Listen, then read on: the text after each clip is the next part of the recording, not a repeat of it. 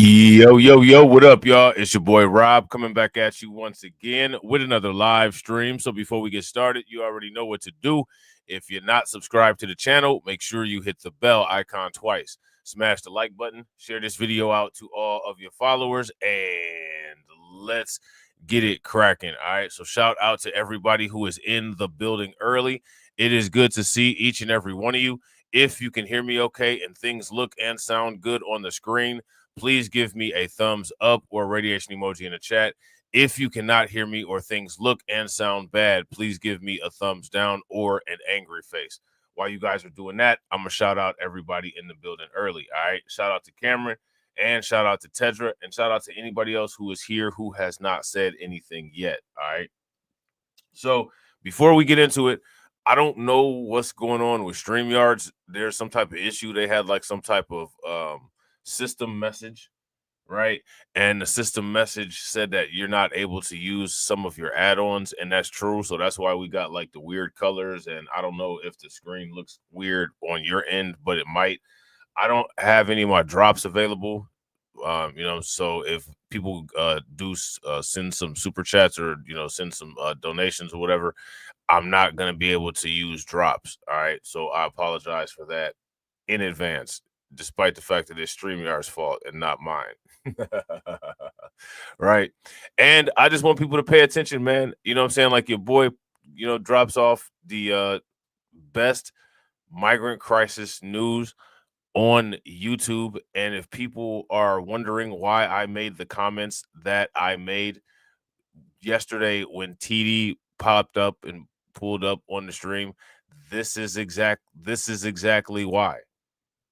This is exactly why you spend money on software, you spend money and time on creating wallpaper and creating thumbnails and doing all that stuff, and you do all this stuff and people don't even have the decency to show up to your videos, and they lie and they say that they don't get notifications, but they get notifications for every other content creator. And I don't like people feeding me a bunch of BS. So I don't accept the BS that people feed me. People get notifications and people have all the time in the world to watch whatever that they want to watch. You know what I'm saying? So, it's a reflection of any YouTube channel is a reflection of the engagement. So I said all of that stuff. I stand behind all that stuff. I'll say it again. I don't care if it's only 0 people in the chat. I don't care. People have been shielding people and covering people from critique and telling people what they want to hear and making people feel good when they shouldn't for a very long time. And I'm not about that life. I'm about giving it to people raw. So, and when I say giving it to people raw, I mean actually giving it to people raw, not just telling people what they want to hear raw.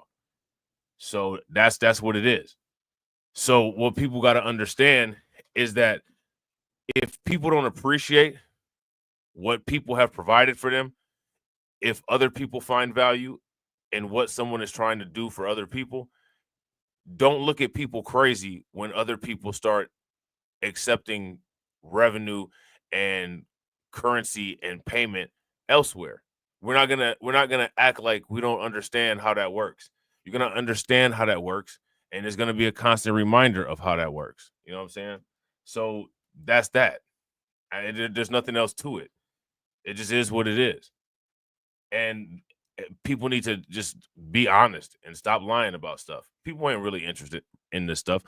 They're only interested in hearing it from people who they have some type of weird fascination with or some weird type of association with. They don't really care about the integrity of the information. They don't care about the quality of the content. They don't care about anything. But when there are people that do care about the quality of the content and the integrity of the information, you don't get to sit there and act like you've been backstabbed. when you've been stabbing someone else the entire time, and that person has been bleeding time and resources trying to provide something of value for other people. You don't get to sit there and whine about that. And you definitely don't get to sit there and whine about that in regards to me if I'm ever in that situation, because I'm going to remind people exactly what time it is and throw a mirror in their face until they can't take it anymore. You know what I'm saying? So as far as the title goes, the mainstream media, the news, is now running with this narrative that Trump is going to be out here, quote unquote, deporting American citizens. Now, let me ask you guys this. How many American citizens have been deported? So the mainstream media is creating this hysteria, or at least trying to create this hysteria. I don't think anybody's buying it. Some people are buying it. Not all people. Some people are buying it. That the Trump administration is going to somehow, quote unquote, deport American citizens. You know what I'm saying? Yeah, facts. Shout out to Cameron. 0. Yeah, America hasn't deported any American citizens. Name me an American citizen that's been deported. Shout out to Tedra. Tedra said, "I hate that some people follow other people instead of following the message." Yeah, I mean and you know that's what they do. It is what it is. And the thing is that it's nothing wrong with it, right? It is something wrong with it, but when things fail, people then tend to act confused instead of being like, you know what, this wasn't really the best way to go about doing things. People get to dodge bullets all the time. You can't dodge bullets in real life. You know what I'm saying? Shouldn't be able to dodge them online. You know what I'm saying? Shout out to Cameron. Cameron said, "Black people are next." How many people have been hearing this quote unquote "Black people are next" narrative? And again, anytime something wild happens, how many people are tired of just as soon as something wild happens, it always turns into quote unquote "Black people are next," or you know what I mean? Like, uh, why is the assumption of weakness always taken in these situations? I mean, this is to me, it's just ridiculous. The first thing that happens, how come when look, listen, how many people were aware? Last year, 1,000 millionaires were made every day. Now, people that watch my financial content are very familiar with this, right? But people who don't watch my financial content are not familiar with this because the people that you all watch don't talk about this kind of stuff. 1,000 millionaires were made every single day in 2024. How come no one ever asked the question, well, Black people are next when it comes to becoming millionaires and 1,000 millionaires being printed every day? People tend to only mention or say negative things about Black people being next. And it's odd because a lot of times the people that say these things are Black people themselves. So my question is there a problem with a large majority of people being able to see themselves in a position of prosperity?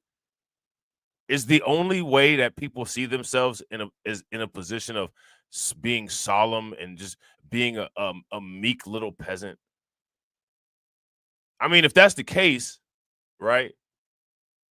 Well, then the world is correct then, like it always has been. Shout out to my man Law. What's good with it, bro? If that's the case, then the world is correct. Because if you can't see yourself and visualize yourself in a position that you want to be in, the only position that you can see yourself in or visualize yourself in is a position where something's constantly happening to you or you're not controlling your circumstance. In many cases, that's what's going to materialize. And I don't sugarcoat that. And a lot of people require that to be sugarcoated for them in order to be able to digest any type of content.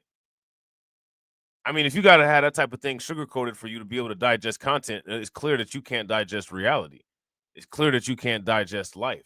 And in that intolerance, in that quote unquote indigestion, right?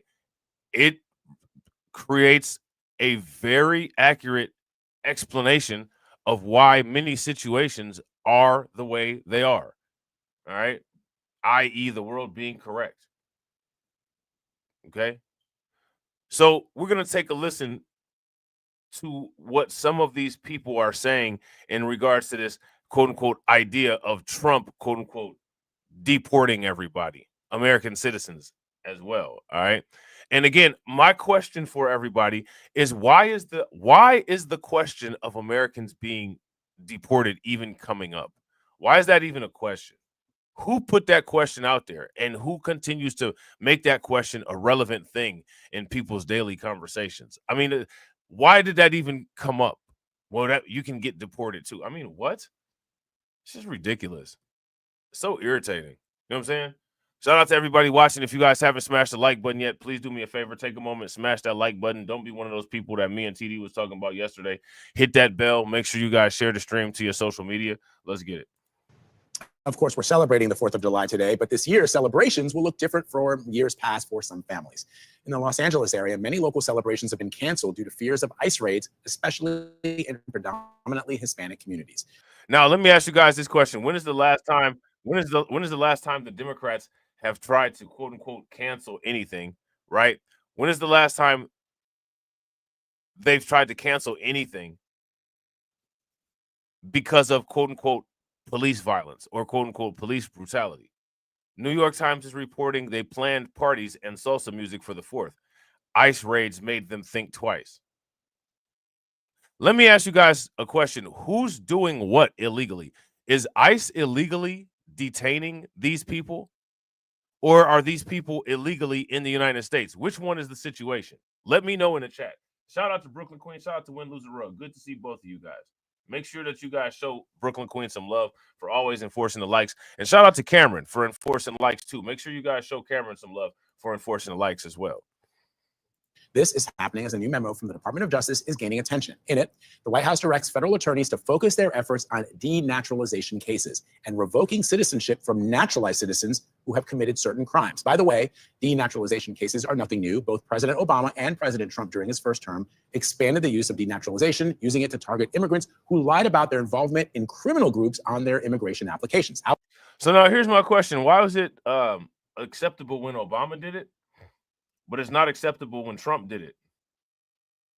How many people were aware that President Obama was MAGA? If you guys were aware that President Obama was MAGA, then give me a thumbs up. If you were not aware that President Obama was MAGA, then give me a thumbs down. President Obama being MAGA really kind of causes some cantankerous contradictions for the narratives of many people. You know what I'm saying? Really causes some cantankerous contradictions for many people. Shout out to my man AB. I appreciate you, bro. At least one of y'all want to make me great. Now, shout out to everybody. Y'all be making me great. You know what I'm saying? I appreciate y'all. Shout out to my man AB. Make sure y'all show AB some love. Throw some play. Oh, you know what? I can't even do the drops. That's right. I can't even do the drops. I can't even do the drops because the StreamYards is being weird. So, you know, make sure you guys keep track of who supports the channel today, and you know, y'all get some double drops when StreamYard gets fixed. Yeah, I was about to actually go do that. I was about to try to throw a drop in there. Then I was like, that's right. We ain't even able to use the drops today. StreamYard got some weird stuff going on. Yeah, shout out to Win, Lose, or Rug. Obama was doing the same thing. Shout out to my man David Brown. What's good with you, bro? Obama was doing the same thing with the immigration situation. He was denaturalizing people for the same reason that Trump is denaturalizing people. Now, my question for everybody is, why is it not okay when Trump does it, but it is okay when Obama does it? Both of these presidents are children of immigrants. Yeah, shout out to AB. AB said, damn, no drops, unsubscribe. On denaturalization cases and revoking citizenship from naturalized citizens who have committed certain crimes. By the way, denaturalization cases are nothing new. Both President Obama and President Trump during his first term expanded the use of denaturalization, using it to target immigrants who lied about their involvement in criminal groups on their immigration applications. However, The threshold to pursue denaturalization is extremely high.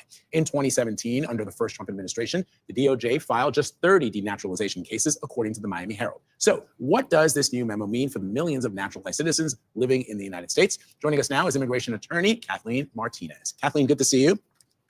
Good morning. So first of all, there are 25 million naturalized citizens living in the U.S. right now, as you know. Should they be concerned about what this new DOJ memo is calling for? Now, again, I want you guys to pay very close attention, right? And again, this guy is doing the Democrat jig. He's doing the Democrat jig. Let me ask you guys this. We must establish this. Are Democrats pro-crime culture? If they are, give me a thumbs up. If they're not, give me a thumbs down.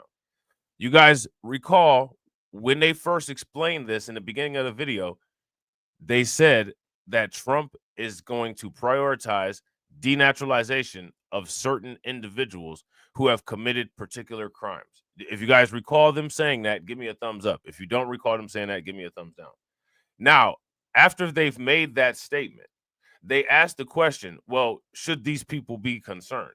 It seems to me that only one, class of naturalized citizens should be concerned with this, and that is unnaturalized citizens, and that's naturalized citizens who have committed particular crimes, because those are the ones who are going to be targeted.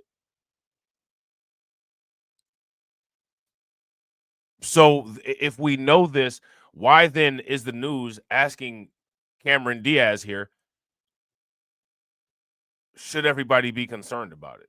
Does that make any sense? If that makes sense, give me a thumbs up. If it doesn't make any sense, then give me a thumbs down. Most naturalized citizens should not be concerned about this at all. Like you said, this is not new. Multiple administrations have practiced. There you go. I mean, she just, I don't know what this is supposed to be doing. You know what I'm saying? Literally, she just said the same thing.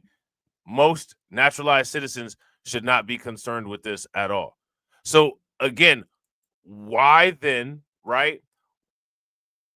Why then title the video what a new DOJ could mean for naturalized U.S. citizens? It means something for naturalized U.S. citizens who are criminals, and they know this. So why put it out there like that?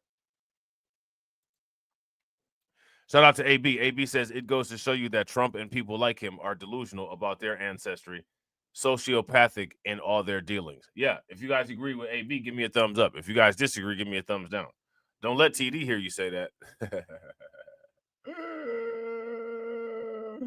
Don't let TD hear you say that. You know what I'm saying? He gonna get you. Shout out to Brooklyn Queen. Make sure you show Brooklyn Queen some love. Brooklyn Queen said, I got you. Everybody repeat after me. Ancient spirits of evil, transform this decayed form to Mumra, the ever living. Right? We gotta do the low budget. We gotta do the low budget drops today. You know what I'm saying? Because the drops ain't working because it's StreamYards. It ain't me. It ain't me. It's StreamYards. You know what I'm saying? It's, as long as everybody know. Shout out to Jesse. What's good with it, bro? Shout out to Chanel. What's good with it, Chanel? Chanel says the media was quiet on Obama enforcing immigration laws. Facts. Facts. Now they want to talk about it. Right? Now they want to talk about it in comparison to Trump. So let's see what they got to say. New DOJ memo is calling for. Most naturalized citizens should not be concerned about this at all. Like you said, this is not new. Multiple administrations have practiced the policy of denaturalization, and most people are not eligible. So, Kathleen, at this point, you're saying that if people aren't concerned, it also has to do with how complicated this all is. Can you talk us through the process of what this actually means? How does this work? Sure. So in order to be, I guess, subject to litigation for denaturalization, you have to either be a convicted war criminal or you have to have obtained your citizenship through fraud. And it's very, very difficult to put someone in this situation. The Trump administration managed to only denaturalize about 100 people last time. And Biden did about 24 cases because it's so difficult. There's a process to obtaining green cards and then citizenship that typically weed these people out. It's so difficult to obtain it originally that to be able to take it away from you once you've actually naturalized is very rare. So are there? So now, again, here's my question. Outside of this, right? Outside of this particular method, my question is, what is the method beyond this that Trump is going to use to, quote unquote, denaturalize American citizens? Everybody keeps running this narrative. Trump is going to denaturalize people. He's going to deport citizens. Okay, we know about this one, right? What is he going to do with everybody else? So then again, we got to ask the question, why do people keep saying, Trump going to deport you? I mean, it doesn't make any sense. Shout out to AB. AB says, I'm an old Mac from way back. One of the original players from the Himalayas. Shout out to AB. I appreciate you, bro. Make sure y'all show AB some love. Throw some flames, some radiation emojis, some ducks in the chat for AB for funding the organization. Certain groups of immigrants who would be more likely to be subject for denaturalization under this memo. And I'm sort of just thinking about the resources that are required to do something like this to the scale that the president seems to be indicating he wants done. I mean, is the standard applied, for example, to people of Russian descent who have been involved in criminal proceedings the same way that it might for somebody who's from Guatemala originally? Wow, like, can I ask you guys this question? This is a YouTube question. This is I want you, this news anchor right here just publicly asked YouTube comment section level stupidity.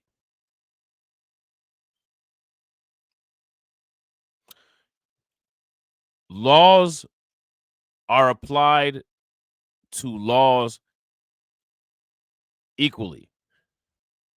The laws are concerning how someone became a citizen and crimes that they might have committed, not based on their entry of the United States. People from different places entered through the United States with different programs and different processes. That's not what's in question. What's in question is, did you commit a crime? Are you a naturalized citizen?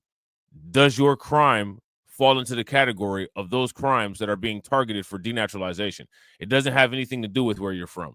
But he asked the question, well, are we going to compare Russians to Guatemalans?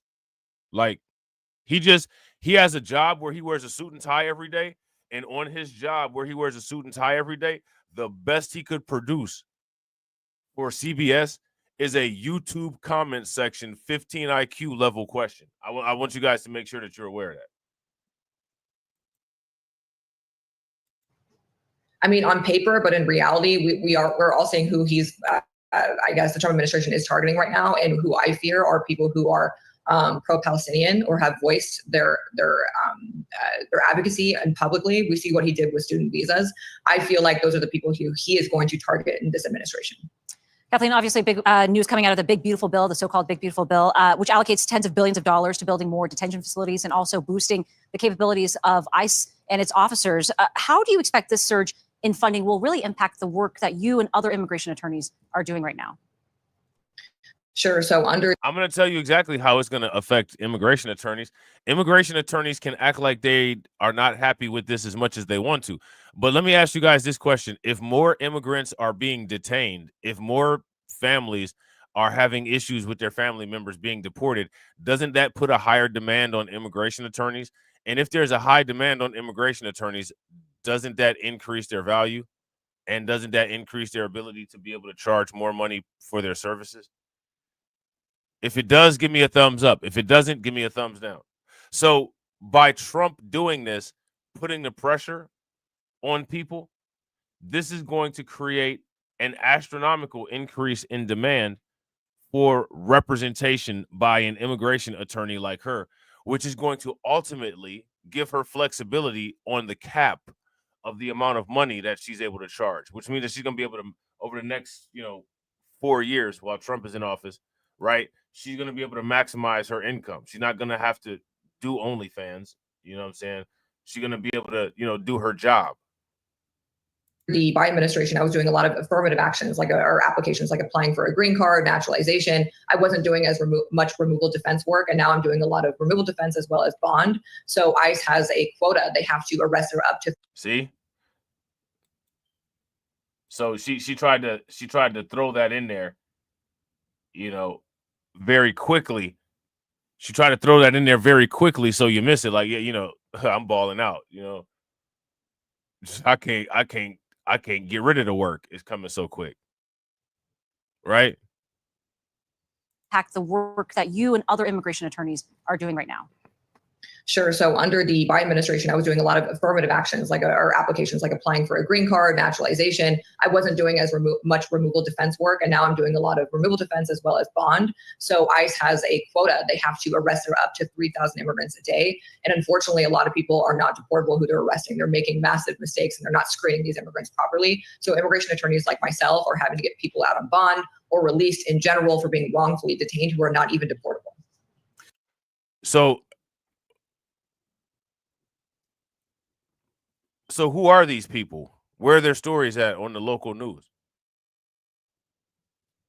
Let me ask you guys this question. Who are these people that ICE has taken into custody that aren't deportable, that have had to spend all this money on immigration attorneys? And if you're an American citizen and ICE deports you, my question is, why would you spend the money on an immigration attorney? Does that make any sense? And shout out to everybody watching. I appreciate you guys. If you all have not smashed the like button yet, please do me a favor. Take a moment, smash that like button. Also, if you haven't hit the bell, please take a moment, hit that bell, and also please share the stream to your social media. The other thing that I find really fascinating on this Independence Day, it's ironic that there are some people who get angry when folks like yourself try to give advice to people on how to protect themselves in situations like this. And the advice that you give is in using the legal due process that is afforded to everyone in this country. So what steps? Let me ask you guys this question. Who's gotten upset with anybody advising anyone to use the legal pathway, to use the legal pathway? Who's gotten upset about that? Shut up talking about using that legal pathway. When have you ever seen the legal pathway outrage? I don't think I've ever seen legal pathway outrage. And shout out to you guys. We on the 1-to-1 ratio. We got 13 and 13, 13 likes, 13 live viewers. That's what's up. Throw some 13s in the chat. That's what's good. Appreciate y'all. Would you take to advise people to protect themselves proactively as this bill goes into effect? It really depends on your immigration history, whether you are subject to ICE jurisdiction or whether you're actually deportable, because surprisingly enough, not all 11 million undocumented immigrants in the United States are actually subject to deportation. Just because you're undocumented does not mean that you are a criminal, and it does not mean that you are deportable. So if you're undocumented, it absolutely means that you're a criminal, because for one, it's criminal to not have documentation of being a legal resident person present in the United States. That in itself is illegal. That in itself is a criminal act. So again, it's always it's interesting. It's like in Monopoly how they say do not pass go. In this situation, we're always passing go. Right? Shout out to AB Promotions. AB Promotions said cash rules everything around us. Cream, get the money. Dollar bill, y'all. Everything is based on a taxable dollar. Facts. Shout out to the 13. Shout out to the 13. That's what's good. Oh, if you are in one of those vulnerable situations where you actually are deportable or subject to ICE jurisdiction, it's very important that you know your rights. That if you have some kind of temporary protected status, you'd like DACA, TPS, asylee status, keep proof of it. Keep your documents on you at all times. You might be wrongfully detained, but it doesn't mean you'll be deported. So if you are detained, you need to reserve your right to remain silent, and you also need to be able to call your attorney and refuse to answer any questions without an attorney. If you are detained, you need to request a hearing in front of a judge. If you cannot afford an attorney, you can ask the judge for a list of pro bono attorneys so you can call them immediately. All right, Kathleen Martinez, thank you very much. We appreciate your time. Now, this Kathleen Martinez chick, I don't think that she gave the effect that they were looking for in regards to the message that they're trying to get across. Shout out to AB. AB said, "What's wrong with her lips?" She got Botox money. Shout out to DeAndre. Botox money. Immediately when you start making money, you just pump the money right into your lips. So she got that. That's the listen. Botox, on a lot of women is the sign of being a baller. You know what I'm saying? Their hands be wrinkled. They have a nice manicure though, but the rest of the hand is wrinkled, and the lips are always inflated, and the face is really smooth. A lot of the baller women be having some nice skin. That's because they get those micro exfoliations and stuff like that with the paychecks. You know what I'm saying? But the hands, the hands never lie. The hands will tell you somebody got a 20-year-old face and some 80-year-old hands. You know what I'm saying? President Trump's en route to Florida to attend the opening of Alligator Alcatraz. Alcatraz. Yeah. It's the idea that it's done deliberate. They just get Now, shout out to my man TD, right? Shout out to TD. Make sure y'all show TD some love, right? This is the video that we were watching yesterday before we were so rudely interrupted, right? Before we were so rudely interrupted, this is the video we was watching yesterday. Right now, President Trump's en route to Florida to attend the opening of Alligator Alcatraz. Alcatraz. Yeah. It's the idea that it's done deliberate. They just get eaten by an alligator or a snake or something. I guess that's the concept. This is not a nice business. I guess that's the concept. If snakes are fast, but alligators, we're going to teach them how to run away from an alligator. And you see, Trump is not rocking a MAGA hat, right? He's not rocking a MAGA hat. He's rocking a vintage. He's rocking a vintage broken brim, new era Gulf of America hat. Okay. Diversifying. You see, they diversifying the business. We got more than just MAGA for you. We got Gulf of America hats. He needs to make the white people matter too hats. Now, Candace Owens and Kanye West, they won't be able to keep that off of their head, right? They won't be able to keep that off of their head. But the Trump media, white people matter too hat, I got the feeling that that'll be a bestseller. I got the feeling that that'll be a bestseller. Trump should also make a hat. This one will be specifically designed for white people. And it'll say on it, "I'm N-word rich."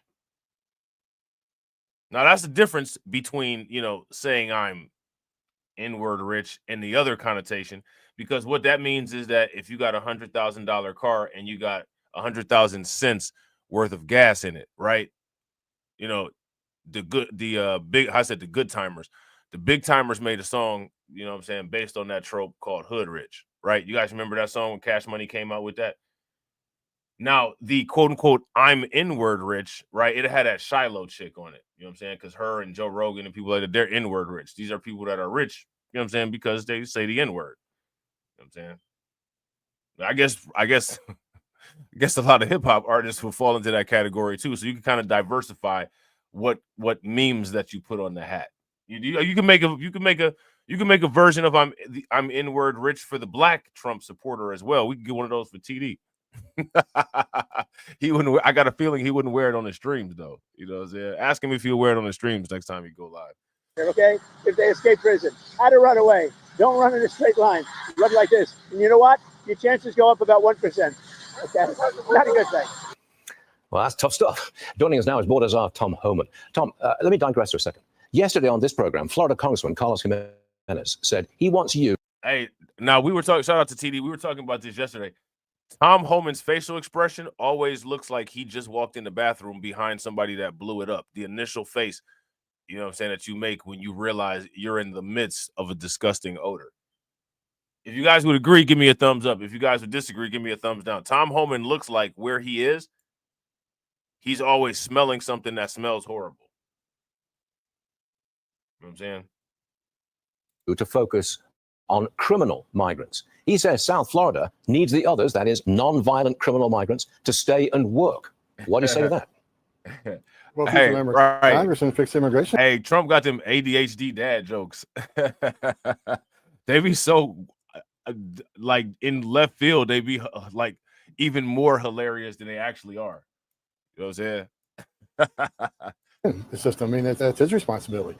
ICE is enforcing laws enacted by Congress. They're not making this up. It's violation of federal law to enter this country illegally. It's illegal, to be here illegally is not okay.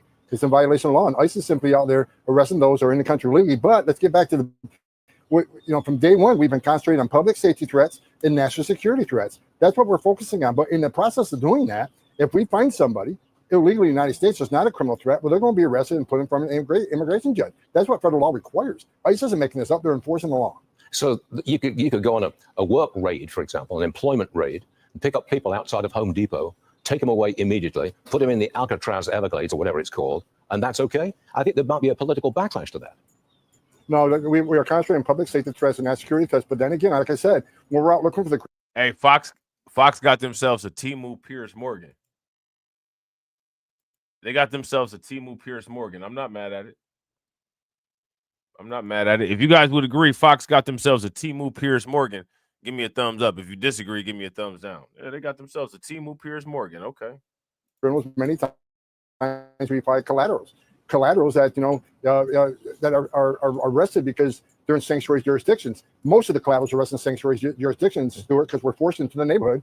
They don't give us access to bad guy in the county jail. But I've said from day one, if you're in the country legally, you're not off the table. I mean, it's not okay to enter this country legally. It's a crime. It's not okay to knowingly hire an illegal alien, because no one hires an illegal alien on the goodness of their heart. They hire them because they work them harder, pay them less, and undercut their competition who has U.S. citizen employees, and it drives down labor rates.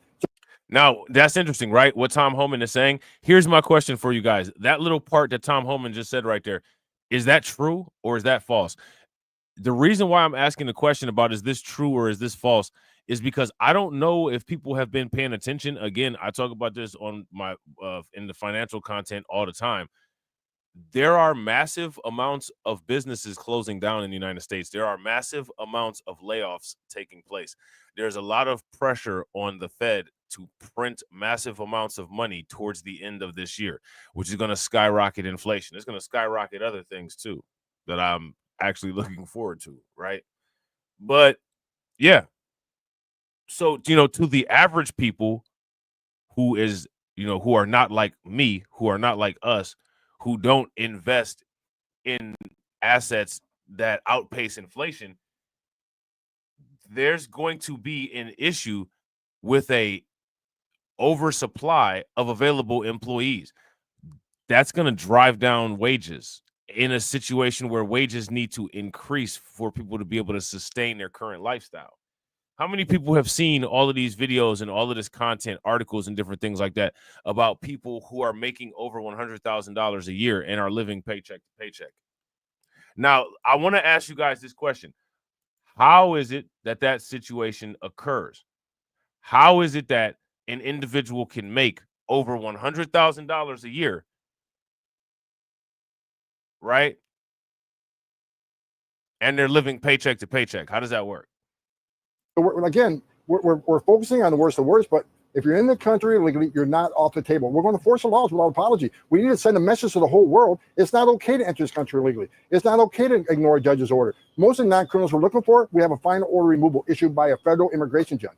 If those orders don't mean anything, we don't execute, then what the hell are we doing? Just shut down immigration court doesn't mean anything anymore. Take the border patrol off the border, because the message we're sending to the whole world is go ahead and enter the country illegally. It's a crime, but don't worry about it. As long as you don't commit another crime after being here, you're off the table. That's not the message we got to send the whole world, because you'll never fix the system doing it that way. There is an investigation, we understand, into AOC and a worker for AOC who may be an illegal migrant. And it is reported that she may have been advising this migrant how to avoid ICE. If this is accurate, and it turns out to be true, and she is employing an illegal, what will you do? Hey, I've heard, how many people have heard AOC has been flipping out lately? I heard in passing yesterday that AOC was flipping out. I don't know what she's flipping out about, but apparently she's flipping out.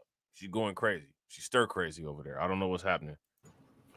Well, look, I know that information came to ICE a few days ago. I know they're drilling down. I don't know the specifics of the case. It depends on what they discover. And is the person actually illegal in the United States? Are they here in DACA? Are they here in some sort of temporary protected status?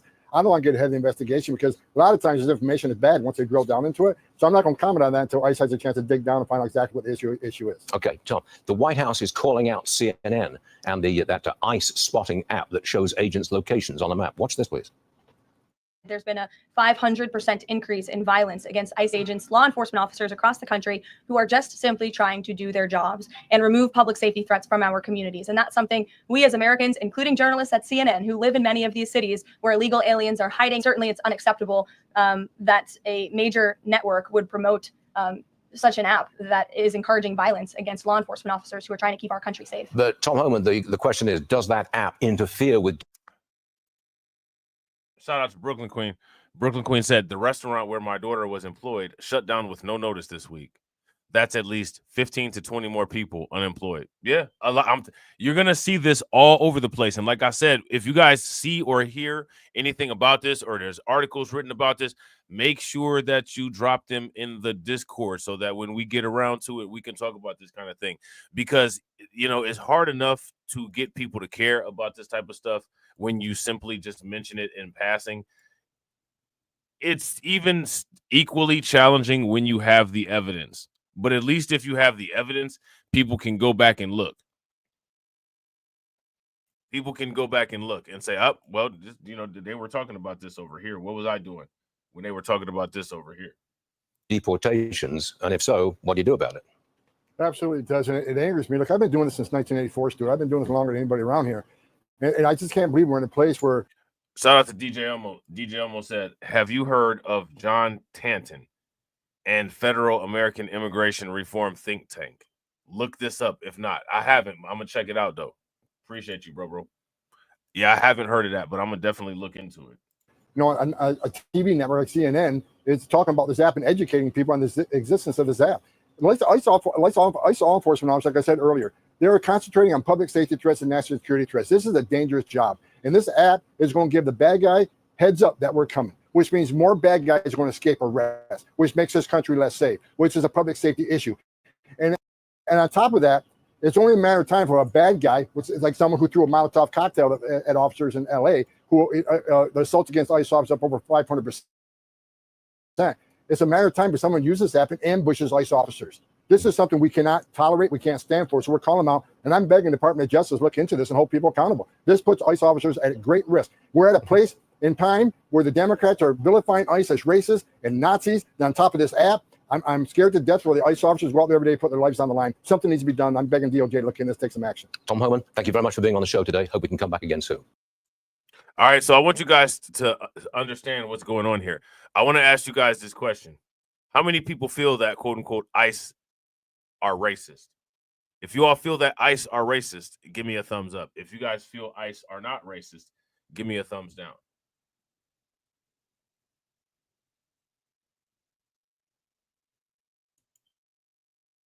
Now, you know, we could use some white people logic.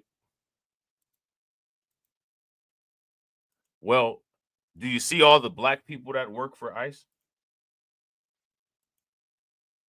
They can't possibly be racist. Boom, end of discussion. Don't say nothing else to me. I ain't got nothing else to say. You're an idiot. Don't say nothing else to me. There you go. White people argument. Hey, dude. There's no way. You see all the black folks and brown folks and people of color that ICE hires? Like, there's no way they can be racist. I have to say it in my best Chad scent, right? There's no way they could be racist, dude. All the paychecks, all the money. Like, have you ever gone to like a middle class community? Like, a lot of the black and brown people that live there are people that work for ICE, and like they put them in these nice houses and pay them these great paychecks. And like, you're trying to tell me that they're racist? Like, I'm sorry, like I just don't see it. I'm sorry, I don't see it. I don't see it. You know, boom, end of discussion. Don't talk to me no more. We done. I ain't got nothing else to say. I won that shit. Next. About to go to church. You know what I'm saying? About to go hit my yacht. Right? I mean, right? I just don't see it, dude. I don't see it. Like, all I see is a bunch of all I see. Oh my God. All I see in LA is like a bunch of brown people like arresting brown people. And like it's somehow like everybody's calling it racist. Like, this is what I'm tired of in the United States. Like, everything's racist. Oh my God. Like, if you ask me, like, ICE is based. ICE is like the most based government organization. Like, I mean, they're based. Don't say nothing else to me. Done. We done. Like, I just destroyed the argument. We done. You know what I'm saying? Right? How you guys like that? What y'all think about that? Not bad. Not bad, not bad. Right? I mean, just use that argument.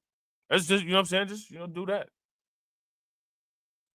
That would work, wouldn't it? I mean, I don't know if it would work or not. I don't know.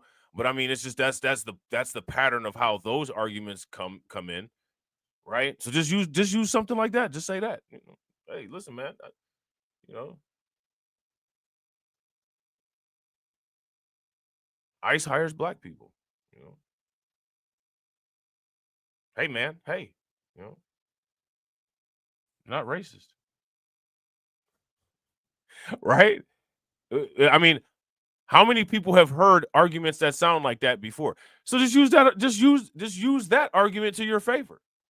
Hey, pinch your nose and go to town. Hey man, hey, yo, I don't like this conversation. It's kind of making me uncomfortable. It's making me uncomfortable. Let me loosen up the top. Let me loosen up the top button of my shirt here. You know, it's kind of hot in here. Hey, thanks. You know, Brooklyn Quain says that was spot on. But hey, thanks, sis. You know, right? Because we're all brothers and sisters under God, right? Oh man, right? This guy right here would agree, right? That's what Jason Whitlock said, right? That's what Jason Whitlock said. That's what Jason Whitlock said when Nick Fuentes was roasting those hot dogs on the back of his neck over an open grill, right? And has found itself in hot water with the White House again, this time for apparently promoting an app called Ice Block, which allows users to track the location of immigration officials in real time. Nothing says journalistic. Ice Block. Now, this Australian dude here doesn't even know how significant it is talking about ice blocks on 4th of July. How many people went and bought a whole bunch of ice blocks today from the gas station? You loaded up your car, and then by the time you got home, the back seat of your car was just soaked because it's so doggone hot outside. It just melted all the ice you picked up from the gas station. And go get you some little canisters of Blue Rhino from up there.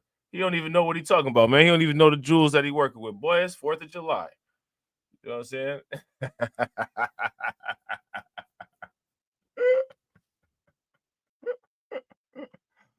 Boy, it's 4th of July. You know what I'm saying? Integrity, quite like handing out a digital map to help people dodge the law. The network reported on the app as if it were the next big thing. In Black Free Thinker. What's good with it?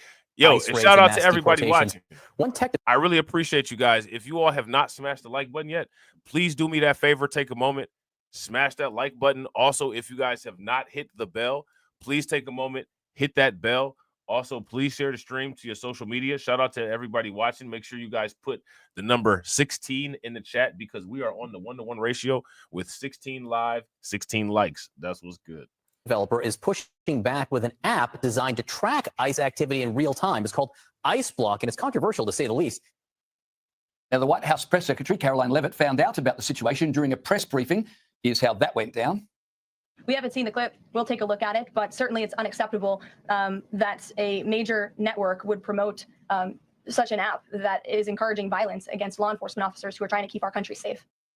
ICE Acting Director Todd Lyons was quoted in an official statement saying, and I quote, CNN's promotion of an ICE spotting app is reckless and irresponsible. Advertising an app that basically paints a target on federal law enforcement officers' backs is sickening. And Border Czar Tom Homan was asked about the situation, and here's what he had to say. It's disgusting. I mean, I cannot believe we're in a world where the men and women who enforce law are the bad guys. Hey, this dude right here. What's this guy right here? I think it's called the Benny Johnson Show. Yeah, the Benny Johnson Show. This dude is a YouTuber. He's a YouTuber. And his audience is enough to where he can get Tom Homan on the show.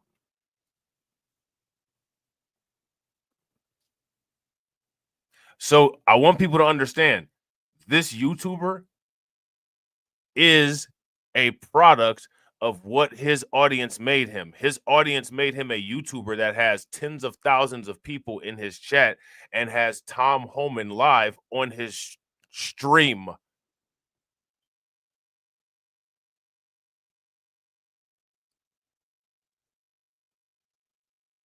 This is what happens when people are invested in making you great. And as I say that, people leave the chat. This is what I'm saying.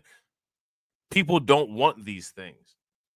And the thing is that people may want these things for particular individuals, but the world may not feel that the individuals that you want to have this kind of contact are worthy.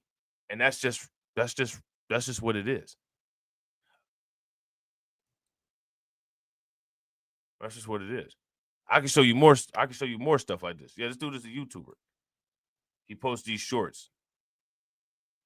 He got a whole because his channel's so big, like a whole network of a whole team network doing this. You know what I'm saying? Shout out to, and this is what I was saying. Shout out to the people that watch the crypto channel. This is what I'm saying. Because of the mediocre and poor performances of my channels for whatever reason, because I know it's not because of the quality, right? People are like, oh, why don't you try to get Michael Saylor on there? First and foremost, why would Michael Saylor come to my channel so that like 5 people can watch him live? Like, you got 5,000 subscribers. Why there's only 5 people watching? No, you know what I'm saying? Like, I'd be pissing people off because they be in their feels, you know. It doesn't even provide me any type of leverage to be able to say, you should come talk to my audience. You should come talk to my 5 people. He got 5 people probably walking around in his mansion right now. You don't have to inconvenience yourself and come talk to my channel.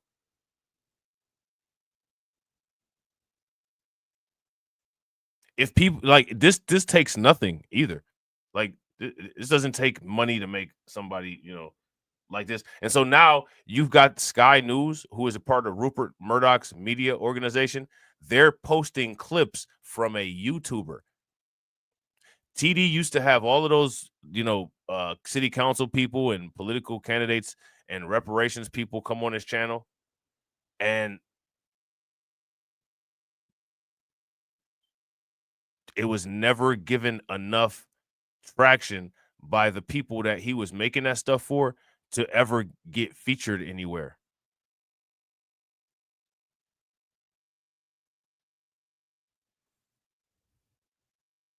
People can, you know, they can get upset. I don't care. I don't care about people getting upset. I want people to understand I am the least threatening thing that could occur with me in my life is somebody online getting upset with something that I said. That's the least threatening thing. You know what I'm saying? So because that's the least threatening thing, I'm going to continue saying this stuff because there's no consequence to me of it. There's no consequence for me. Shout out to Sybil. What's good with it, Sybil? There's no consequence. There's nothing anybody's going to do about it. You know, I'm going to continue to show people reality, and reality can continue to destroy people's brain. It is what it is. But this is the fact. You know what I'm saying? And one who broke the law, their victims. And I think DOJ needs to look at this and see if they're crossing that line. I think we need to send a strong message that we need to protect the law enforcement personnel. Joining me now is Sky News contributor Kosha Garda. Kosha, is this legitimate news reporting by CNN, or is this aiding and abetting lawbreakers, or worse, endangering the lives of officials? Good to be with you, James. You know, I think from a legal perspective, they're probably not in legal peril because they are just reporting on something as unsavory as the reporting may have been about an app that's out there. However, it is from an optical perspective and just an ethical or moral perspective, as Tom Homan there said, you could use words like disgusting. That would be on the more charitable side, because Kristi Noem, the Department of Homeland Security Secretary, has said that assaults on ICE officers is up 500%. Now, I want to ask you guys this question. Speaking of OnlyFans model Kristi Noem, right? How many people heard she got in a little bit of trouble, you know what I'm saying? And not because her outfit was too skimpy. She got in trouble because she made some type of comment about some about some she made some she made some type of comment about cannibal migrants. Hey, how many people heard about that? Did y'all hear about that? If y'all heard about that, give me a thumbs up. If you did not hear about that, give me a thumbs down. Right now, that's an official number that she's put out from that department. And these kinds of things only aid and abet that. So it's not great. This is ultimately for CNN a battle of the narrative where they are losing that battle because this issue, Trump has totally consolidated the base. Everybody's on the side of the ICE officers and his issue of getting these people out of the country, illegal aliens and criminal illegal aliens out of the country. And CNN is trying to see if they can somehow regain and reframe that narrative. But I think it's a sinking ship for them. Well, speaking of all of that, trying to get the illegal migrants out of the country, Trump has made a visit to a new migrant centre in Florida dubbed Alligator Alcatraz. The site features hundreds of security cameras, 28,000 feet of barbed wire, more than 400 security personnel. And during the visit, President Trump made this observation about Joe Biden. Have a listen. If any of the news claims are keeping them out in the hot, humid South Florida, that is wrong. It's probably 62 degrees here, to be honest. Hey, Biden wanted me in here. Okay, he wanted me. It didn't work out that way, but he wanted me in here. That's Kosher facilities. Hey, Trump is so messy, man.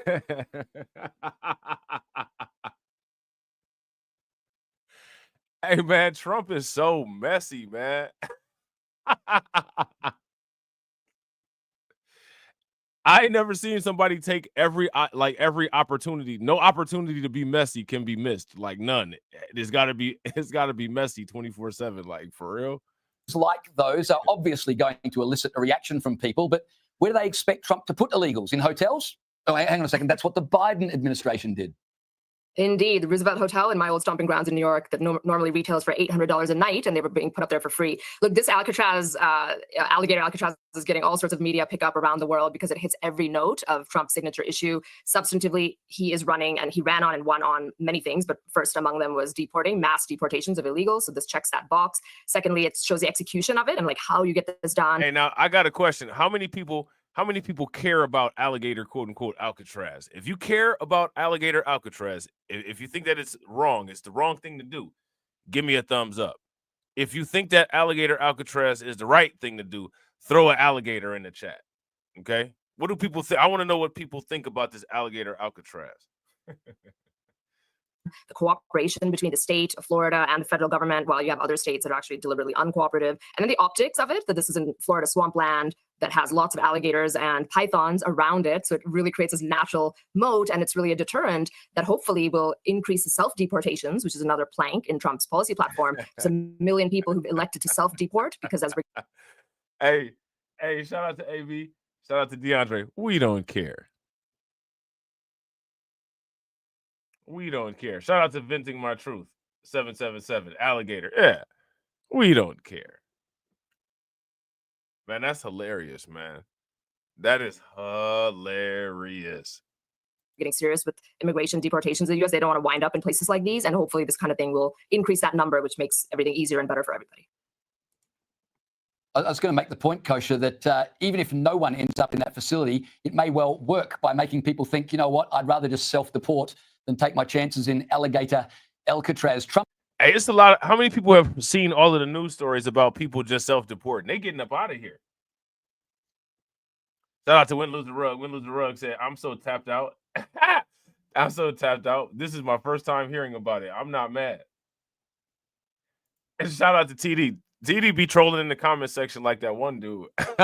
Hey, what's old boy name that be in the comment section trolling? TD said, I'm just making sure there's no Trump sneak dissing over here. We don't sneak diss over here. I just said Trump takes every opportunity to be as messy as he possibly can. I've never seen anyone budget their time to make sure that it's maximized for being optimally messy. But Trump does that. Like, I just like, do you have any inside information on how he does it or why he does it? But he's so good at it though, right? So I guess it's not a sneak diss. I guess it's like a compliment, I guess, in a way, or just like statement of a fact. But how does he do it? Shout out to DeAndre. Yeah, he never misses an opportunity to roast. You know, so he said, Biden wanted me here. Biden wanted me in here. That son of a bitch. Like, what? You can't make this up, man. Trump is hilarious, man. Trump is hilarious, man. The dude is funny. The dude is funny, man. Shout out to DJ Elmo. DJ Elmo said the Corporation of America conveniently opens arms to white Ukrainians and South Africans. I haven't seen no SLC-24A5 getting targeted. This SLC-24A5 population replenishment. Yeah, I wouldn't disagree with that. I wouldn't disagree with it. Shout out to Tedra. Tedra said, I low-key like the pettiness of Trump. I'm not mad at that. Shout out to AB Promotions. AB Promotions said, I don't sneak diss Trump. I just diss him, but Trump is hilarious. Bro, that's facts. Hey, shout out to TD. TD, oh, hey, somebody go make a video of it. Somebody go make a video about it. You know Trump liked that song, They Not Like Us. You know what I'm saying? Trump, did you hear that speech when Trump was like, white people The greatest people in the world. Did you hear that one?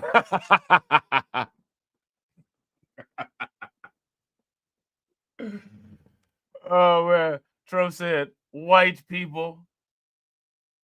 Oh, my beautiful white people. When he was in Minnesota.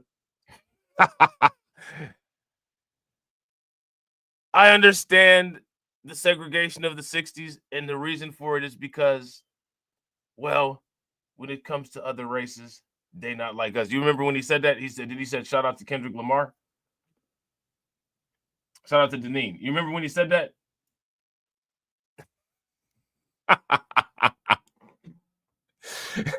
hey, shout out to TD. Hey, go make a video about that.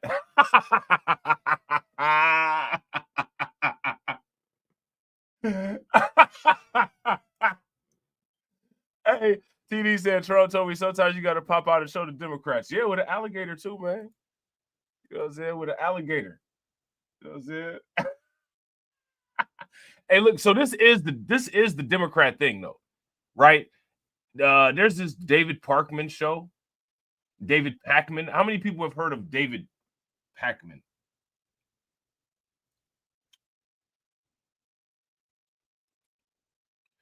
Now, wait a minute. Before we do this, before we go and look at this video, we gotta look at this one. Wait a minute. We gotta look at this. Now, did you guys hear about that ICE raid? Shout out to Shatera. What's good with it, Shatera? Did you guys hear about that ICE raid? I think it was in New Mexico.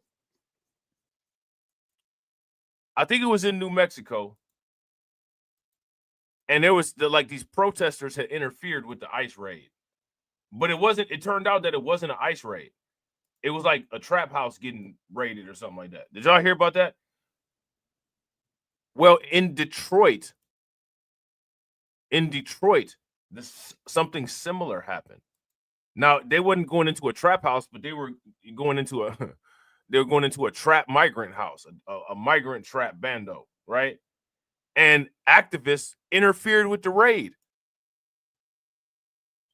Let me ask you guys this question. How many people support civilians interfering with ICE raids? If you guys support civilians interfering with ICE raids, give me a thumbs up. If you don't, then give me a thumbs down. Federal investigation intercepted and a federal vehicle allegedly damaged by demonstrators protesting an ICE raid in Detroit. Yes, the chaotic scene unfolding Monday near Livernois and Joy. Now police are launching an investigation. Fox News' Ingrid Kelly with the latest. I think that was it? I'm not even about to say it. Where TD at? TD still in the chat. Look, TD. Did y'all look at this, man? Hey, see, look, here it goes. People don't like it. Shout out to my man Alpha Male Pimp Network. People don't like it, so they leaving. But I know I didn't just see what I thought I saw. Did they? I know I didn't see what I thought I saw.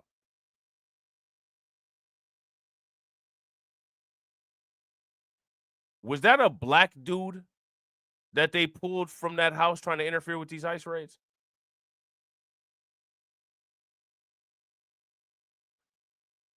Let me in the chat. Did you guys see it? Somebody got some splaining to do. Hold on real quick. Intercepted and a federal vehicle allegedly damaged by demonstrators protesting an ICE raid in Detroit. Yes, the chaotic scene unfolding Monday near Livernois and Joy. Now police are launching an investigation. Fox News' Ingrid Kelly with the latest. People all across the country have been responding to the kidnappings because that's what they are. What? Leave it to, man, I like Detroit too. Come on, man.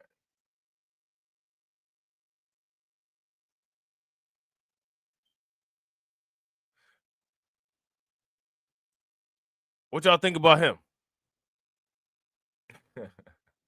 I don't have my drops, ladies and gentlemen. I don't have my drops. Shout out to DeAndre. DeAndre said you could tell by that boy voice, you know he's soft. Hey, what? These are actually kidnappings. Anytime somebody sounds like the gingerbread man on Shrek, you already know what time it is. You already know it's about to be a bunch of nonsense and mumbo jumbo coming out their mouth. what's really going on here is kidnapping. They're coming into these places, taking these people, and it's just wrong. It's just wrong. And we've got to fight. You see, I got the fist on my shirt. You've got to fight the power. Come on, man. Come on, bro.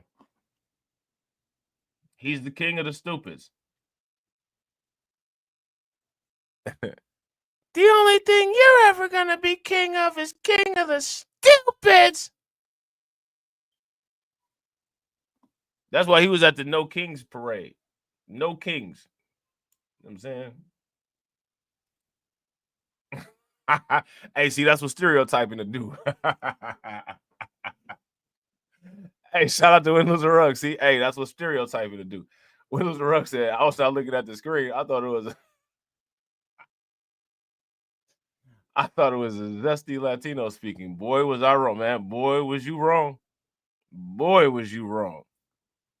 You know what I'm saying? That's one of them corner store boys that's talking right now. Hey, that's one of them block boys that's talking right now. That's one of them corner store boys. Look, they are officially in the hood. They got that Mercury back there with the different panel. Man, you could tell too because the sidewalk ain't edged. Like, look at all these weeds growing all up through the parking lot. Like, come on, man, trim some of that. Trim some of that. Them houses, those are some old, sturdy brick houses. Like, that neighborhood would be nice if those houses were well kept. Yeah, shout out to Brooklyn Queen. Facts. I don't even have my drops. This dude is the definition of I can't eat. I'm broke, ninja. I'm broke. Type dude. Yeah, Juicy, like, you go ahead and start rapping and you get a check then. I said the exact. Not only does the model of the Mercury tell you everything about the neighborhood, bro, the side panel being maroon and the rest of the car being green tells you everything you need to know. Everything you need to know. And they got it sitting there like it's, it's on the showroom floor. I just bought this yesterday. You really? A car that you just bought yesterday shouldn't look like this. A car that you've had for 25 years should look like this. This is after you've had the car for 25 years and you like, you know what? I'm not about to pay for comprehensive insurance no more. We just getting liability. I'm gonna pay cash. You know what I'm saying? To old boy. That's a crackhead collision repair right there. I'm gonna buy a box of Natty Light and give it to somebody over there to fix my car because I got a little dent. This car right here. Oh, it is a Buick. It is a Buick. Shout out to AB. AB says, y'all don't know nothing about cars. That is a Buick Regal. I thought it was a Mercury, a Ford Contour, a Mercury Contour. AB said the car actually has 3 different colors. No, the hood is dusty as hell. The hood is dusty. It's got dust and that stuff that be falling out the trees on it. You know that, you know those fuzzy seeds that fall out the tree and it just be a pile up of them inside where the windshield wiper is. It got those all over the top of the car. It's a cloud of smoke anytime that car goes over 30 miles an hour. And it's not because of mechanical failure. It's because just dust and dander. You know what I'm saying? Yeah, you remember those? What was the Mercury? Maybe it was a Ford Contour and a Mercury or something. What was I forget the Mercury model of it. That's what I thought it was from at the beginning. You know what I'm saying? But you're right. It is one of them like older school Regals. Hey, shout out to Windless and Rugg. Windless and Rugg said, AV like cars that'll get you pulled over out here. Bro, especially this one. This car with this side panel is getting you pulled over.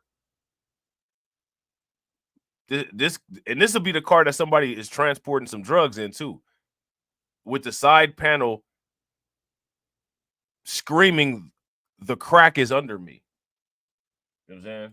Like the insert crack here. Like this is where all the bricks and bags are. They're under this panel right here. You know what I'm saying? Like, don't let the dog come on this side of the car. Like, come on, man. Come on. Of individuals by ICE. This scene taking place Monday near Joy in Livernois, where ICE officials say they were there to arrest an illegal alien from Honduras who had been removed from the U.S. twice. In fact, officials say the man fled ICE officers earlier that morning. Their neighborhood being surrounded by officers with assault rifles. As tensions ran high, activists from Detroit People's Assembly described what went down. Federal agents got tired of waiting and kind of just busted down the door, dragged out one of the family members. Once outside, activists say the person was put into an unmarked vehicle, which then tried to drive away. Escaped with the detainee through a large grass field. That's when an independent demonstrator decided to move in. Hopped in his truck to try to cut off the... Like, people just crashing out here for no reason. This is why the numbers in the chat are going down, because on YouTube, this is what people are telling you, that they're having so much influence out here that people aren't still out here moving like this and behaving like this. And we got a local news story substantiating that all of that talk is BS. People are still doing this stupid stuff, which means that no one cares what these people are saying.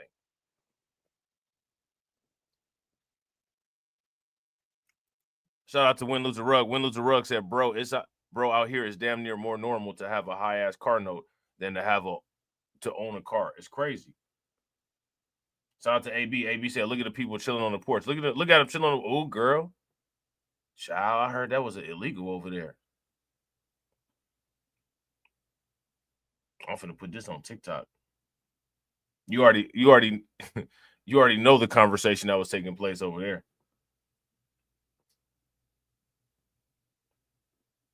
I hope they don't come over here messing with us. Why would they come over here messing with you? You already know everything that was said. You don't even have to be there to know the entire conversation. And on top, listen, somebody lit up a blunt too while they was there. And then while they're lighting a blunt, smoking it, I hope they don't come over here messing with us. Well, it's not the DEA, so you're lucky. You know what I'm saying? The weed is outside their jurisdiction. But I mean, like, this is what goes on. Shout out to DeAndre. So glad we ain't no Mexicans. Where we gonna get our tacos from tonight, girl? You know they was down there at that food truck. Like, for real? Yeah, shout out to AB. Facts. Or shout out to Win Lose a Rug. Fact. I knew it. I was always curious because, you know, he never really could talk right. And I had this feeling. I thought they was from somewhere else, but I didn't know they was from somewhere else. Illegal, girl.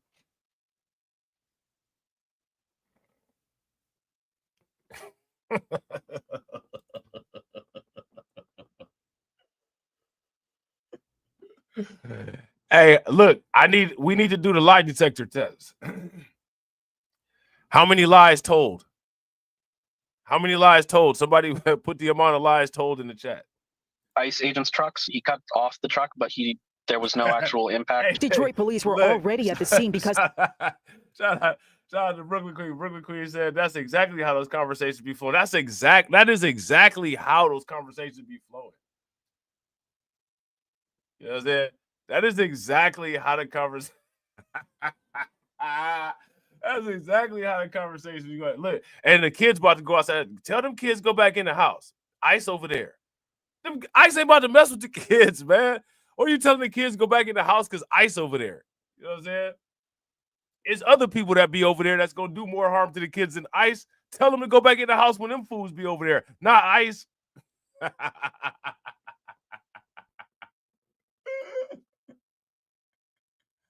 Hey, shout out to Win Lose a Rug. Win Lose a Rug said we be knowing though. Yeah, we do. That's what Chris Tucker said. The weed be letting you know. Evil lurks. You know what I'm saying?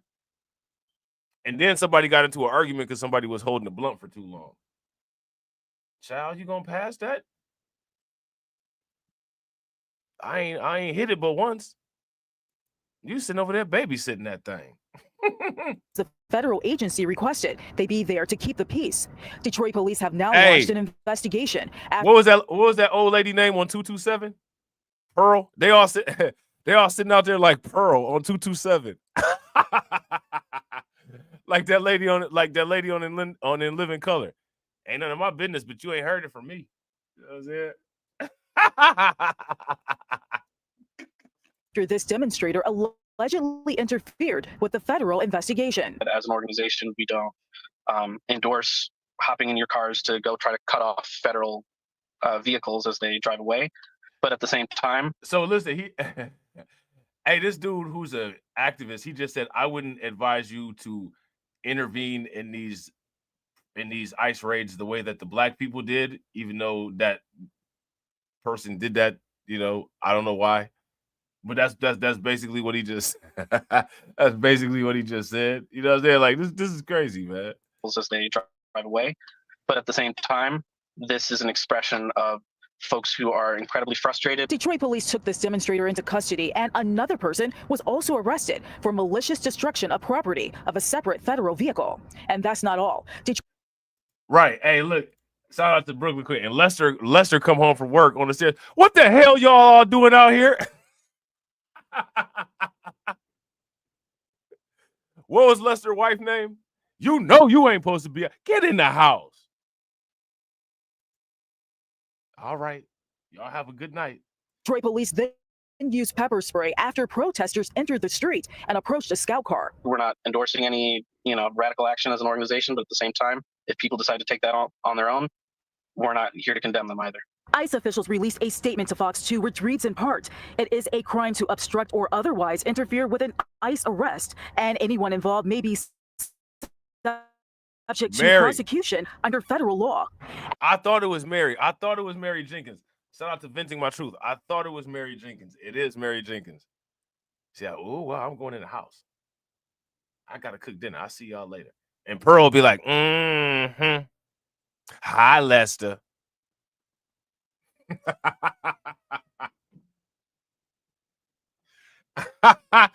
X, dog, man. I'm about to binge watch 227 tonight. And as this investigation by Detroit police continues, these activists say their work will continue also. We as an organization, we as a community will continue to resist the fascist agenda of the Trump administration and their attempts to scapegoat immigrants. In Detroit, Ingrid Kelly, Fox 2 News. I hate that. So now to this story I mentioned a moment ago. Sanctuary cities in the Commonwealth of Massachusetts are not deterred. All right, hold on real quick. Let me see something, because yeah, that's for one, that's old. Right? For one, that's old. Now we're about to take a look at this. There's a video clip that was put up. Okay. There's a video clip that was put up by MSNBC. And this video clip that was put up by MSNBC shows them being outraged about Trump saying, quote unquote, maybe U.S. citizens are next. Now, I want to get the consensus of everyone in the chat. Shout out to the big, beautiful chat, right? If you guys haven't smashed the like button yet, please do me a favor. Take a moment, smash that like button. Also, if you guys haven't hit the bell, please take a moment, hit that bell. Also, please share the stream to your social media, all right? How many people believe that in the next 3 years, U.S. citizens will be deported? If you guys think that this will occur, give me a thumbs up. If you do not think that this will occur, put a clown face in the chat.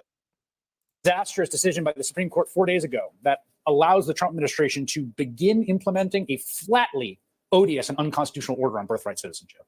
Well, today, the administration announced it will begin deporting people subject to that order as soon as July 27th.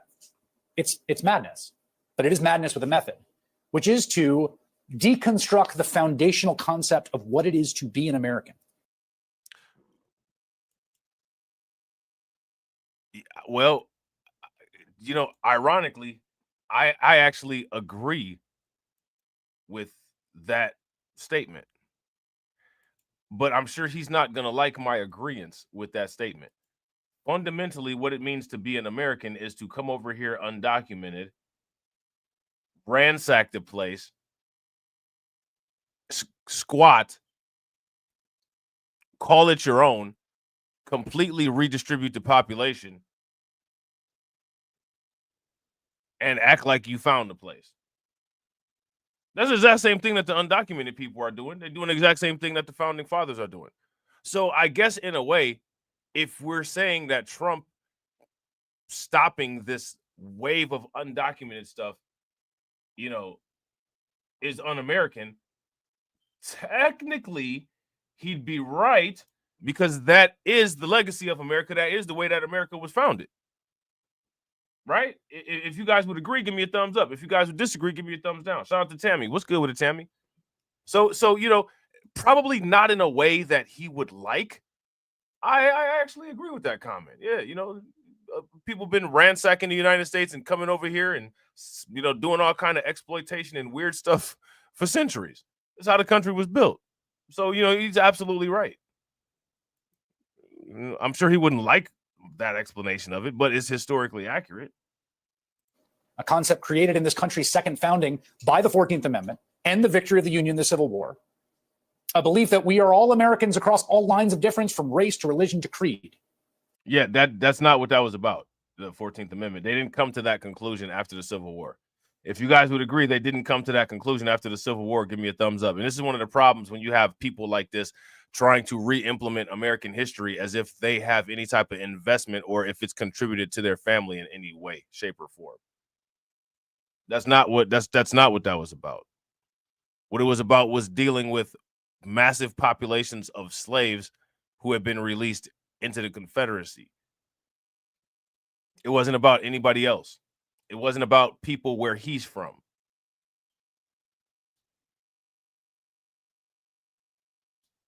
You know what I'm saying?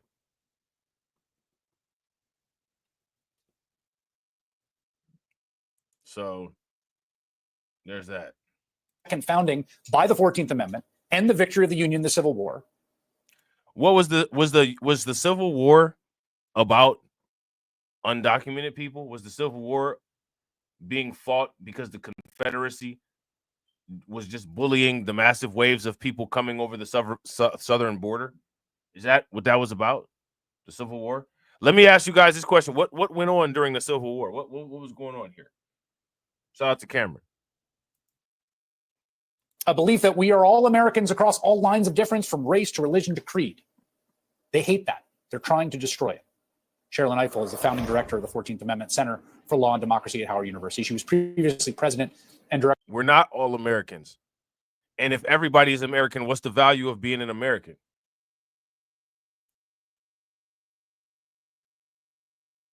There's no need to have any type of distinction then.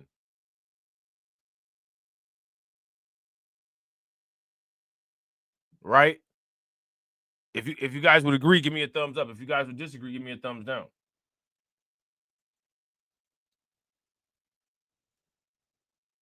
Like, think about that. He said, quote unquote, we're all American. No, actually, we're not. Like, there's a lot of people that are not American. There's a lot of people that are from different places, and there's nothing wrong with that. That's okay. But if everybody is under one identity, then there's no need for individual identity, but everybody has an individual identity, and they're trying to downplay the individual identity. Shout out to DeAndre. Shout out to Win Lose a Rug. Win Lose a Rug made a comment about this yesterday. DeAndre said, oh, hell, another black woman at the forefront of this. I mean, this is just bizarre. Is this like some type of voyeurism type thing? Like, what's going on here?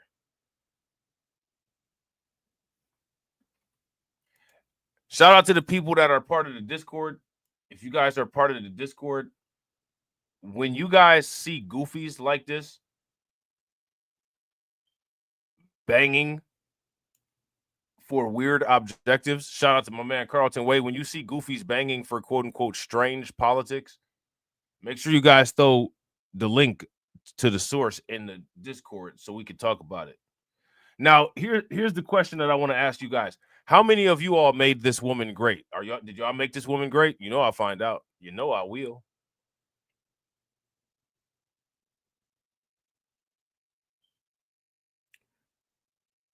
Who made this woman great? Now, why am I asking who made this woman great? I'm asking that because who cares about her opinion?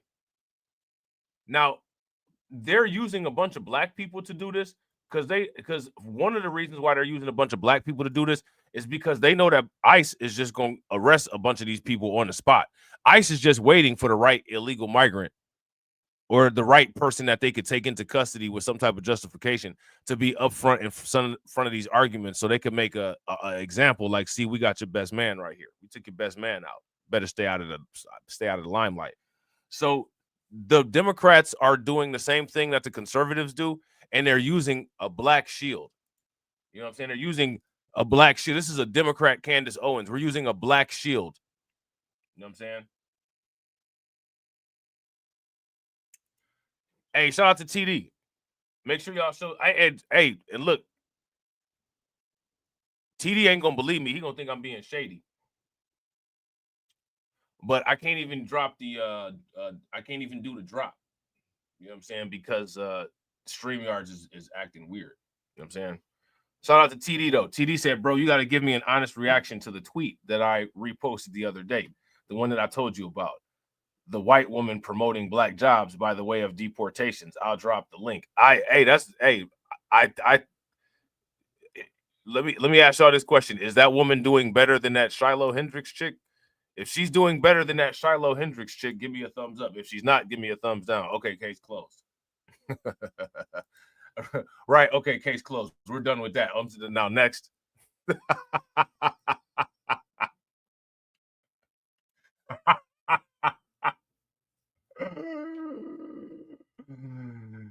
Oh man, hold on real quick. Let me see. Oh shit, what the hell? Wait a minute. Wait a minute.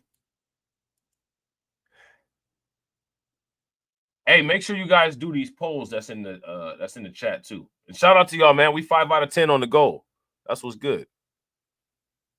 That's what's good. This one right here, Lauren Witzke post right here will definitely take us to the goal. Right? The Lauren Witzke post will definitely take us to the goal. Hold on real quick. Now we gotta make sure that we have TD's comment here visible. Right? And matter of fact, we about to put the link to this tweet in the chat. Go make TD's tweet great. Share TD's tweet. Make TD's tweet great again. Hold on.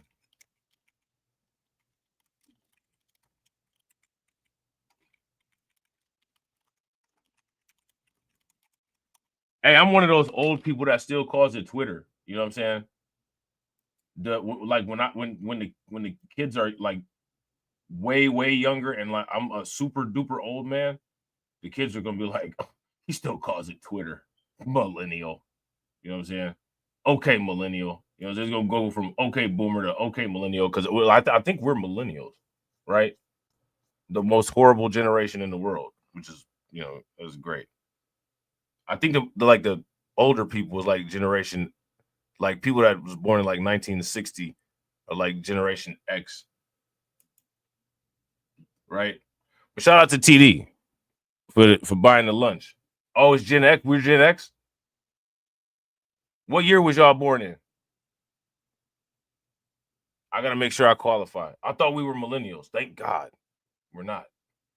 Hey, you hear that, TD? I said thank God. What you gonna do about it?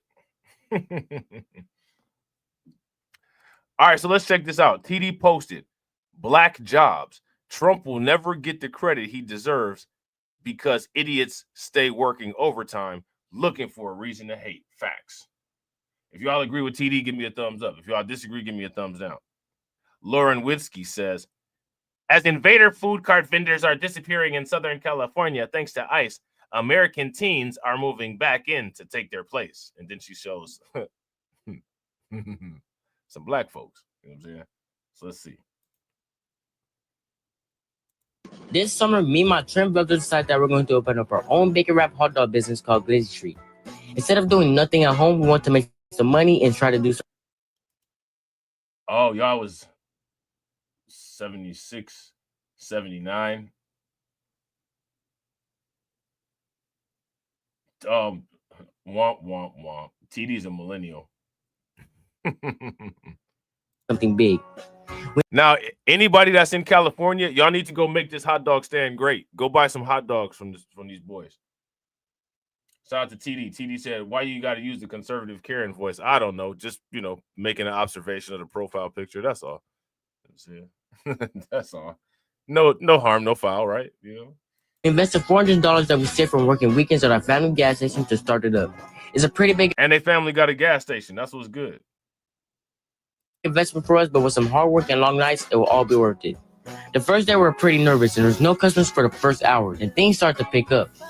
First we sold 1 hot dog, then 2, then 5, 10, and at the end of the day, we ended up selling over 20 hot dogs, which is pretty good in my opinion.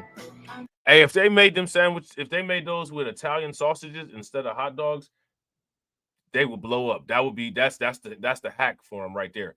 Get rid of them hot dogs and use either oh my God. See these peppers on here? If they did this and used Italian sausage, if you got a choice of either Italian sausage or polka kibasi, that's it. Shut the game down. They about to have a restaurant in 2 weeks. Anyway, back to this. Start to pick up. First we sold 1 hot dog, then 2, then 5, 10, and at the end of the day, we ended up selling over 20 hot dogs, which is pretty good in my opinion. If you want to show us some support, we are located in Long Beach at the American Oil gas station 7 days a week from 5 p.m. to 9 p.m. Be sure to like, follow, and share our journey. We hope to see you soon. Peace. This summer, me and my trip. Hey, man, people that's out there in that area need to go make them hot dogs great, man.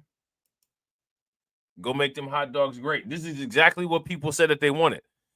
People said that they was, quote unquote, eating the cats, eating the hot dogs, right? And taking the jobs. So look, now they got the jobs back. They got the food truck popping. Go make them food truck rich, right? Go make them boys food truck rich. Shout out to Win Lose a Rug. Win Lose a Rug said, "That's the hood. I'm out there. Hey, let me know how that. let me know how that food tastes." And tell them I said, use some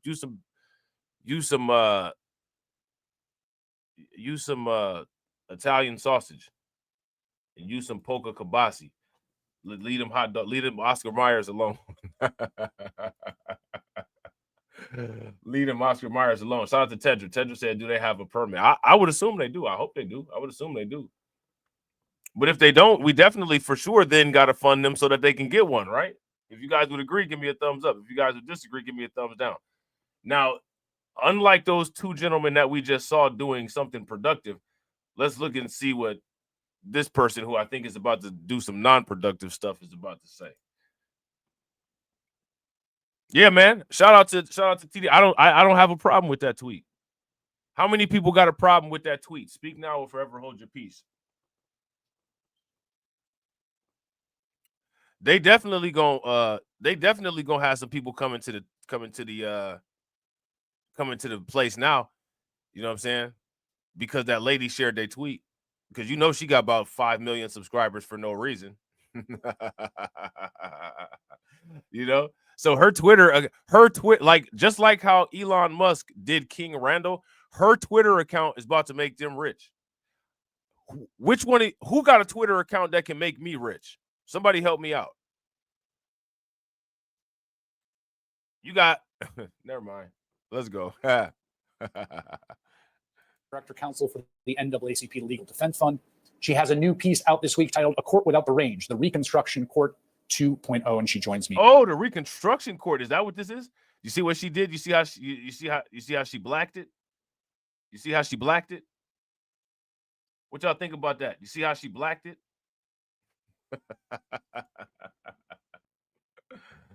Why? Look, hey man, don't get mad. Why are people leaving? Look, she blacked it. We're going to call this Reconstruction 2.0. How is this Reconstruction 2.0? How? What is she talking about?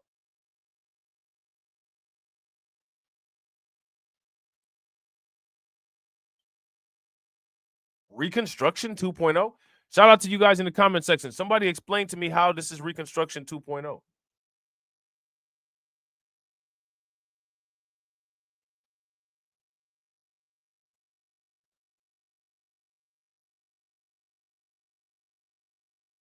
How is this Reconstruction 2.0?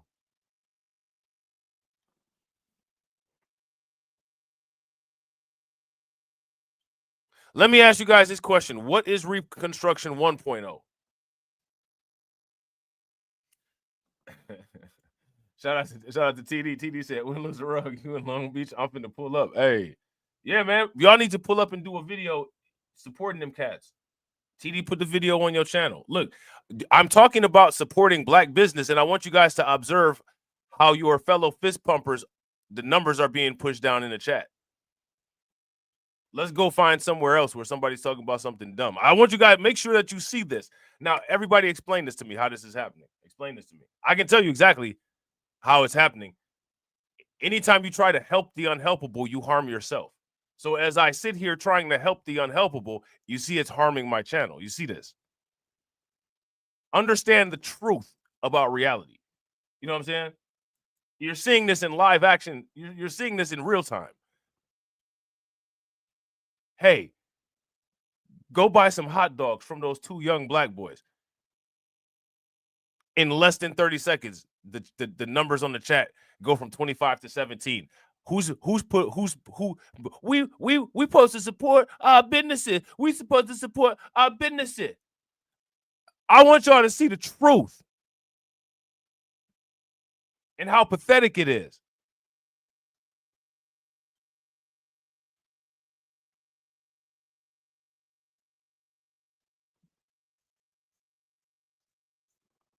You know what I'm saying?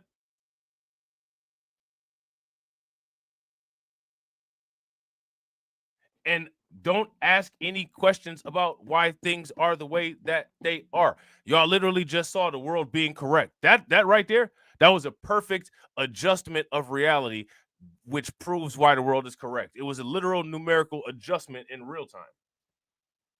Shout out to shout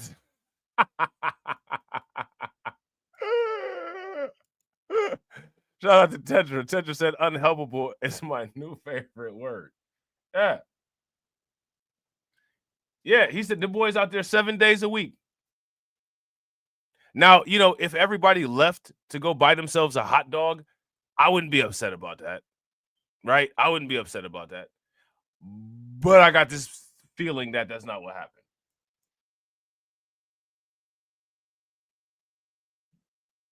How many of y'all think that everybody left the chat to go buy some hot dogs from the 2 brothers? If you guys think that that's what happened, give me a thumbs up. If you guys don't think that that's what happened, give me a thumbs down.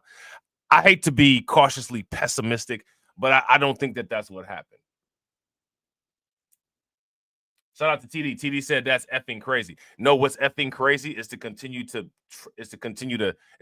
try to help unhelpable. That's the actual effing crazy thing. See, like, these are just chronological events that occur. But as you can see right now, currently, I'm denying chronology.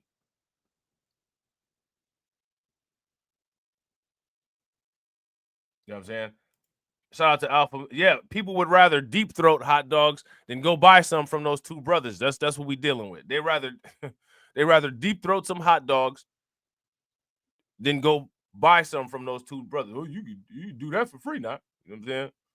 Alpha Male Pimp Network said, what's sad is people would rather watch and support the 4th of July hot dog eating contest. Yeah. I just want y'all just understand this, man. Understand it. Now, you know, hey, listen, man. People will say all kind of stuff, but here go to reality. That white lady or any white people, they're not obligated to buy one hot dog. That white lady that featured that, not even obligated to feature it. And she featured it. She called the kids American, right? She didn't call them black. Now, if somebody black had done it, they'd be, you know, black kids, right? Black kids, black family, right? Whatever, right? She just said, here go American kids taking their jobs back. Okay, you know, whatever. That's cool, right? That tweet should not bring in more revenue than support of people who sit there and say that they support black businesses. But I got this feeling, though, that her tweet is probably going to generate massively more revenue for that aspiring business than where the revenue should come from.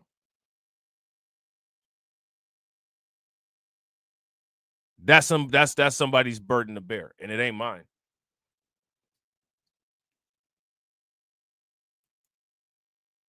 Now, here's my question. How many people are comfortable with that? How many people are okay with that? How many people think that that's greatness?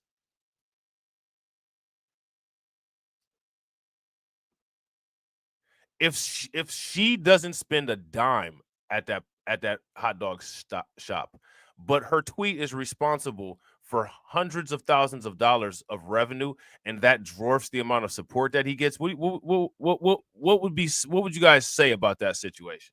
How would that look? What would your explanation of that situation be?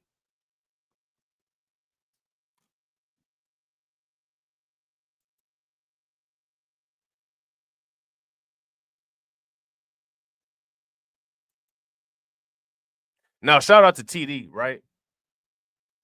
Because TD is the only person that I've seen on Twitter support that black business.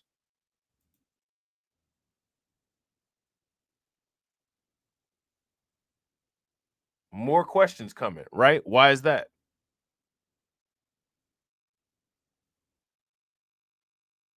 Why is that?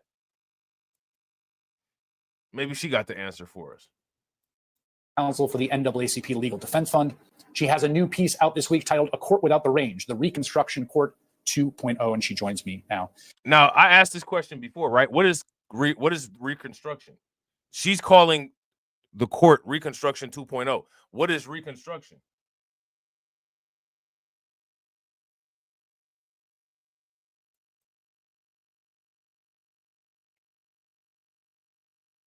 That's my question. Sherilyn, we are seeing a sustained attack on some of the foundational ideas of the Reconstruction Amendments. None more foundational, I think, than this question of who belongs and who's a citizen. Now, this dude is clearly trolling. What y'all gonna do about it? Clearly trolling, clearly disrespecting. Again, what y'all gonna do about it? Where are the YouTube tough guys at?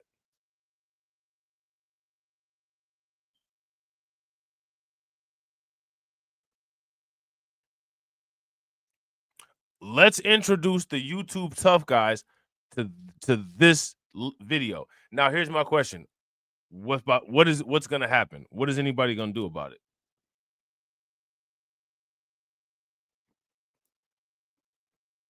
What's anybody going to do about it?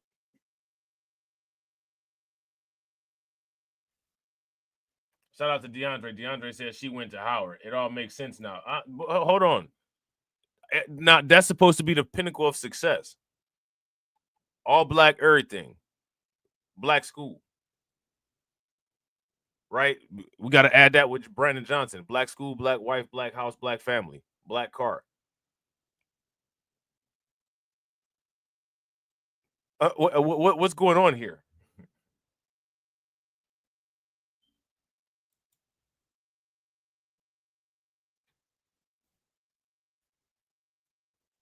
What's going on here?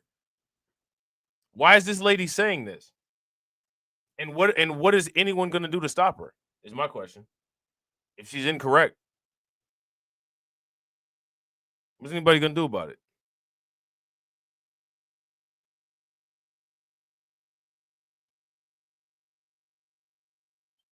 Nobody's going to do anything. Nobody's going to do a damn thing. Titled A Court Without the Range, the Reconstruction Court 2.0, and she joins me now. Sherilyn, we are seeing a sustained attack on some of the foundational ideas of the Reconstruction Amendments. Why do so many Democrat women look like KRS-One? Here's an even better question. Why, if I ask a dumb question like that, people got to answer for it, but if I'm like serious and trying to figure out the answer to something, literally no one has an answer to it?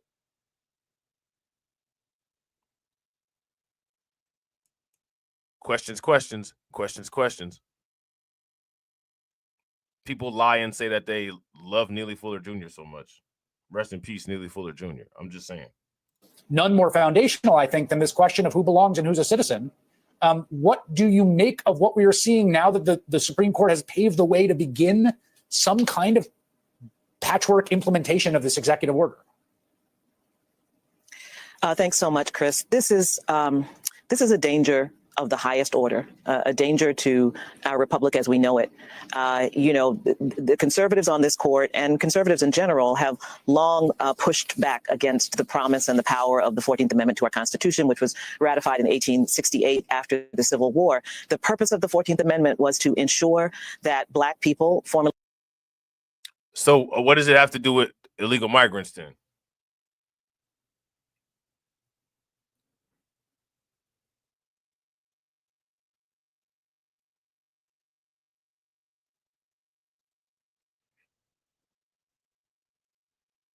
Shout out to DeAndre. Yeah, they all look like KRS-One. Like, it's really strange. Like a damn KRS cloning factory or something like that. And they just all, there's just a factory of genetically modified. There's a factory somewhere of genetically modified pro-black coons that are used with a splice of KRS-One's DNA. They made them like Serpentor. You know what I'm saying? And they put them at all these different news agencies. This is ridiculous. She looked like the Me Too lady. Like, they all look alike. You know what I'm saying? The hell?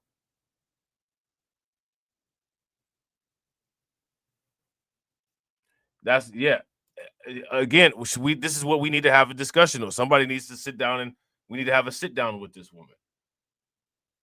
But how can you do it when people won't make your channel great? You see, Benny Johnson could get a sit down with this woman.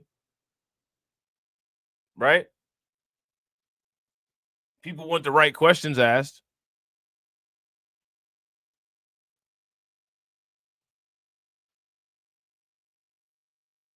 Now, again, we need to answer DeAndre's question. Why do they always reach back 100 years and try to tie in black suffering to this immigration situation? It's literally Democrat default. It's DD. This is what I told you. Anytime there's an issue, they automatically turn it into some type of black plight / black weakness. Shout out to AB. AB said, nah, she looks a little bit better than Tawana Burke. She do look a little bit better than Tawana Burke, but the resemblance is there, though. They came off of the same... They came out of the same test tube.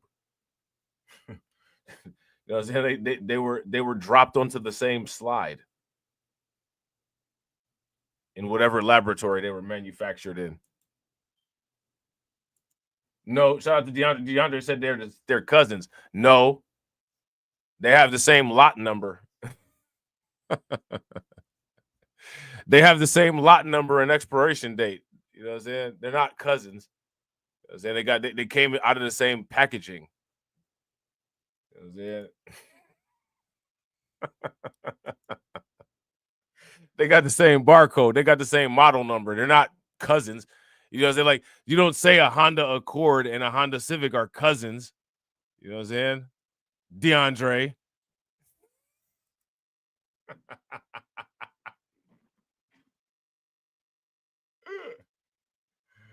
Oh, man, that's crazy, man.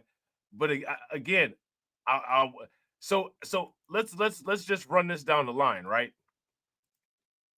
So as she starts off with her argument, initially, right? Initially, she says the same thing that the lawyer that we watched yesterday said, that Trump said, and that everyone said. So when it comes to this discussion, what it seems like is that it seems like everyone starts out at the same place, but then the discussion veers into, shout out to my man Carlton, quote unquote, strange territories.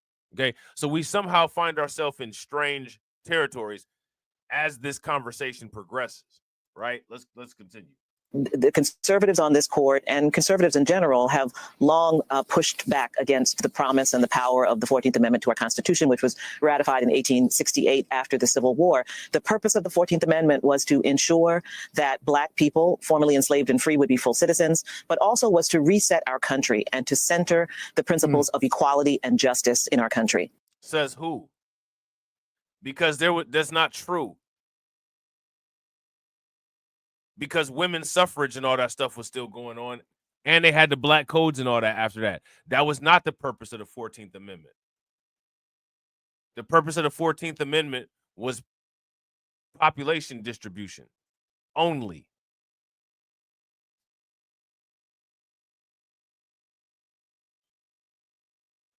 If you guys would agree, give me a thumbs up. If you guys would disagree, give me a thumbs down. 14th Amendment, Section 1, all persons born or naturalized in the United States and subject to the jurisdiction thereof are citizens of the United States and of the states wherein they reside. Slaves, many of them were born in the United States.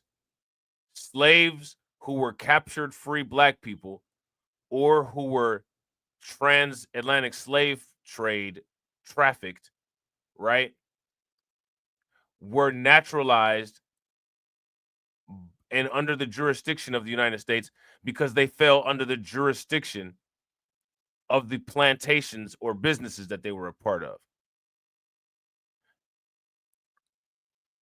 This applied to them and them only. Those applications cannot be extended to other people. If you guys would agree, give me a thumbs up. If you guys would disagree, give me a thumbs down. And again, shout out to everybody watching. I appreciate you guys. If you all have not smashed the like button yet, please take a moment, smash that like button. Also, if you guys haven't hit the bell, please take a moment, hit that bell, and also please share the stream to your social media. Now, my question for you guys is, what is this lady doing? What is she selling? Who's buying what this lady is selling? Who are the people that are buying what this lady is selling? That's my question. Who's buying what this lady is selling?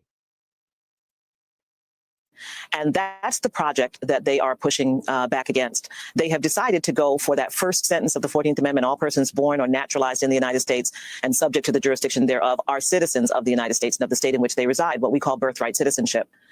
Except it's very explicit. It's very explicit language in the Constitution. You can't pretend you don't know what they mean, anyone born here. And the framers of that amendment were very well aware that it would mean that the children of migrants, the children of non-citizen workers who were... No, they weren't, because again, I want you guys to pay very close attention. Again. Now, again, my question is, what do people plan on doing about this? The migrants were the people who had the slaves. In those days, what is she talking about? European migrants owned the slaves. The Constitution was created by European migrants about slaves who were not migrants. Right? First and foremost, that needs to be put out there. Right? And again, I want you guys to understand, never wonder why these arguments aren't publicly dismantled.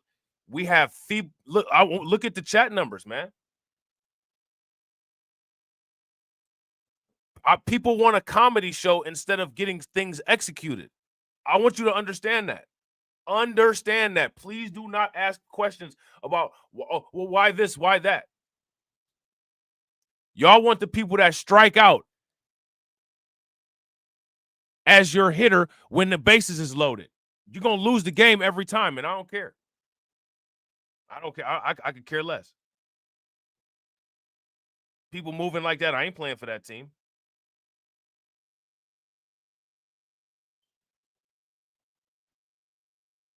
I'm not playing for no loser team. You know what I'm saying? Because I'm not a loser.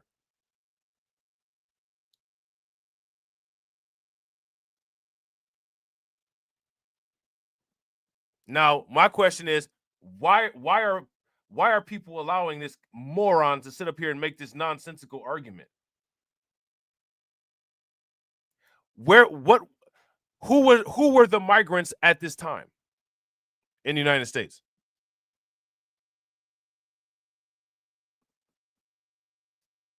She said they knew this was going to be for migrants. What migrants? Who was migrating to the United States like that during this time?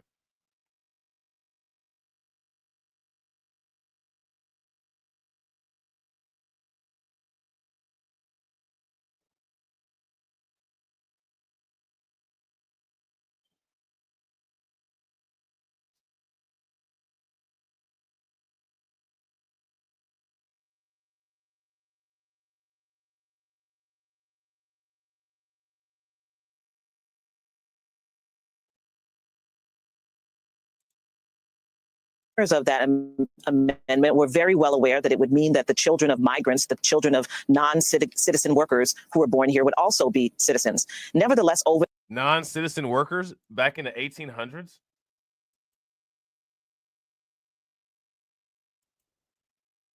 That was that big of an issue that it had to be dealt with politically? I call BS. Where are the people to counter these arguments? You know why no one counters these arguments? Because there's not a demand for it. There's a demand for a comedy show. There's a demand for, oh, Karen did this, or Karen did that, or this person said this. This person told the truth, and all it is just ego stroking. There is no demand for the destruction of these destructive arguments, and I want people to clearly understand that. And that's why these destructive arguments destroy. That's why they remain. Please do not act confused about it, because no one's confused.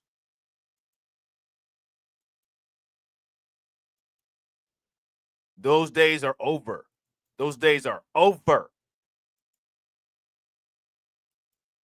People can either do what they want and make a better judgment call, or they can have a front row seat to their demise. And I think that people are more concerned with having a front row seat to their demise. But when you're next in line, right, don't ask anyone to get you out of the line, because you put yourself on the waiting list. There's a tax associated with being stupid, and it's called nothing ever goes your way. So again, no more people asking dumb questions. No more people acting like they don't know where or how things are occurring, why they're occurring. That we're not doing that. We're not doing that. People are going to get called dumb. People are going to get called incompetent. People are going to get called worthless. People are going to get called a waste of space.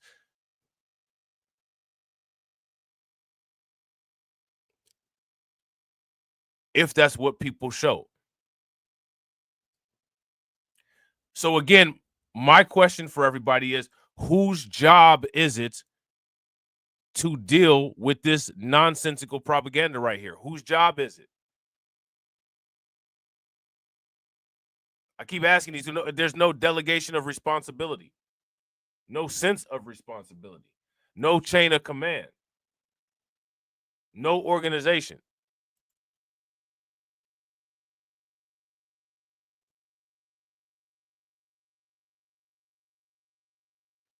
Shout out to DeAndre. DeAndre said, what is the benefit to black people for going so hard for this? I don't understand. Well, her benefit is her, she's going to get a paycheck. And again, let's just say I decided to do this. I could make a lot of money just being a Democrat shill, right? And see what I'm not getting right now? What I'm not getting right now is a paycheck. Because the people who claim they want these things addressed, they're not creating a exchange rate of worth for that thing. So at this current juncture, it's worthless, right? The worth of having these arguments dealt with appropriately is zero. The worth of her promoting these arguments is in the millions of dollars. The worth of being a coon is in the millions of dollars. At the end of the day, regardless of what anybody says, what anybody's self-righteous and sanctimonious argument is, this is a biological fact. People gotta eat. If you know anybody that don't gotta eat, like a breatharian or something like that, let me know. You know anybody that don't gotta eat?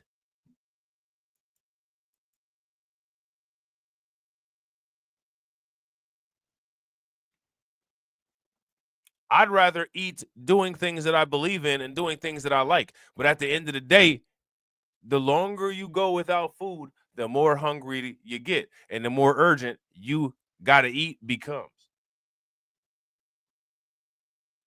So here goes my question. If you guys, really have an issue with this type of thing, why don't you feed the most competent anti-BS arguments?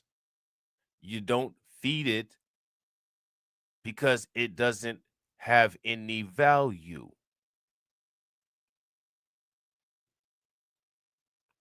You all determine the value. The market determines the value in any economy. The market determines the value.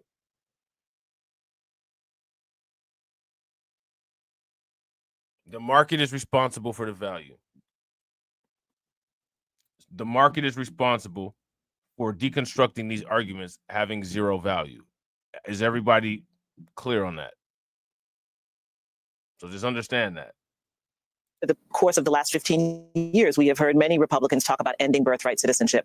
And President Trump now has come up with a way, with the aid of the United States Supreme Court, to skirt around the plain language of the 14th Amendment to try and implement something that looks like a carve out from this most important and most vital constitutional protection. One of the things I think it's worth people getting their heads around, this is reporting in the New York Times, immigrant rights groups in 22 states, all Democratic leadership, have sued over the citizenship order. 3 federal district courts vacated the policy. In 28 states that had not challenged the order, such as Arkansas, Mississippi, North Dakota, and Texas, the order can go into effect. Now this... Hey, shout out to TD. TD said, I live in LA. I got to eat, B. Mar-a-Lago threw me that contract. I had to take it. I'm not mad at it. I'm not mad at it. Only people who don't have money and don't understand the economy and are not willing to put money behind what they believe in will have an issue with that. And we deal with a lot of people who are all of the above.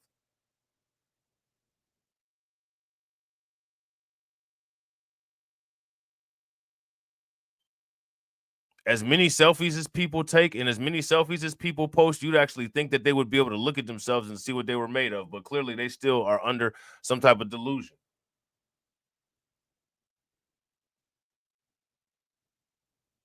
Shout out to Crew Reality. What's good with you, bro? So again, my question to everybody in here is, what is the value of deconstructing these arguments? What is the value of it? And here's my question. If the value is anything other than $0, how do you justify the $0 the $0 accumulation of funding behind anything like this? If the value is not zero, if the value is so high, why is this not one of the highest priced things? Honestly, like this is one of the reasons why people have an issue with Bitcoin, is because the mathematical proof of work system that validates the value of Bitcoin is something that's inescapable, and it destroys all excuse-based arguments. And when there's no way to escape an excuse-based argument, you have to do the Brandon Johnson default. And so to avoid doing the Brandon Johnson default altogether, I just, it'd be like people who deny, like, a diagnosis of a chronic disease, just act like it don't exist. It don't exist. I can't deal with this right now. I can't deal with it right now. It'll deal with you though. It's not gonna wait to deal with you. You just can't deal with it right now. I'm saying.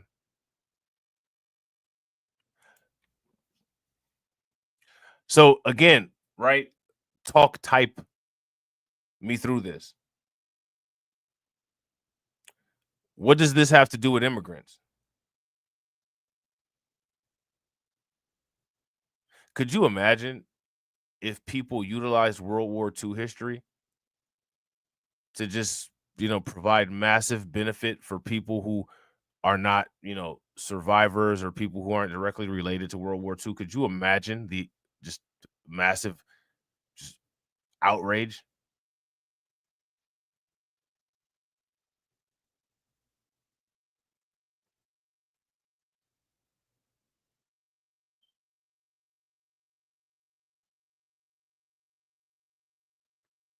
So again, my question is, who's the boss, right? So we can ask them for a full report of what's being done and how it's being done. We need the roadmap to how these arguments are going to be dealt with and removed. What's the roadmap? Who wrote the roadmap out? I want to see the white paper on this. Where is it? I want you guys to understand something. None of those things exist. No one cares. It's unfortunate that people don't invest. People are so financially illiterate. What is a prospectus? A prospectus is basically a piece of literature that tells the quote unquote prospects of what a company plans to do over a given duration of time and how it provides value to the shareholders. What is the prospectus of getting these arguments out of here, and who wrote it?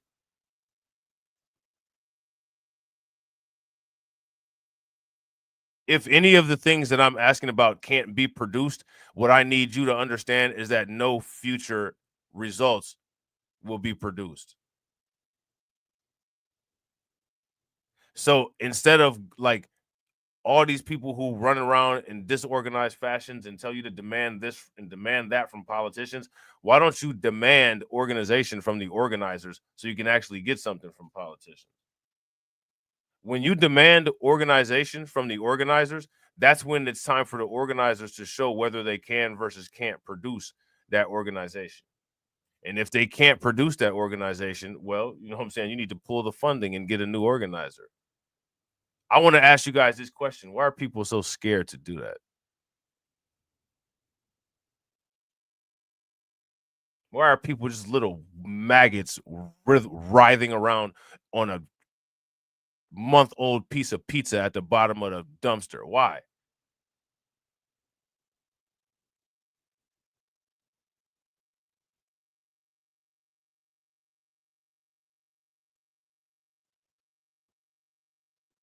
Why?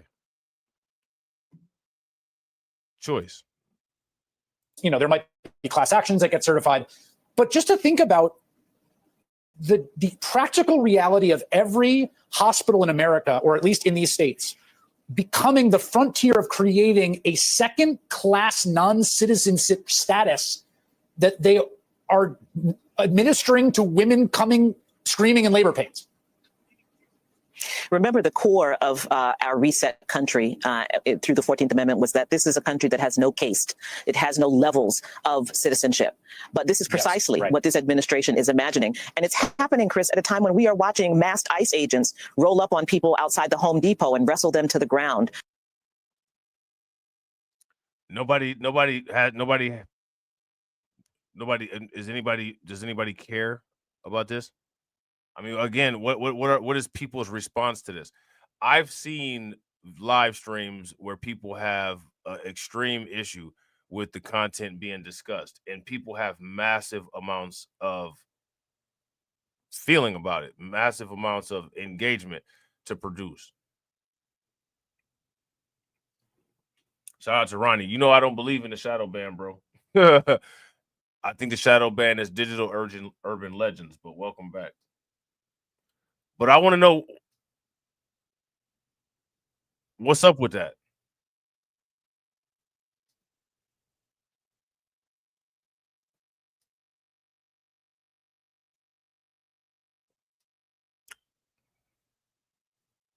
Somebody let me know.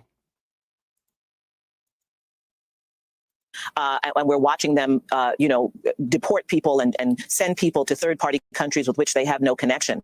Is that what is going to be happening to newborn babies who are born, who they believe fall under this executive order, which purports to deny birthright citizenship to those who don't have at least one parent who's a citizen or a permanent resident? Are they going to be, as you say, outside maternity wards, these masked agents, or in maternity wards, trying to take babies away from their parents, or outside the homes of new parents, trying to enforce this executive order?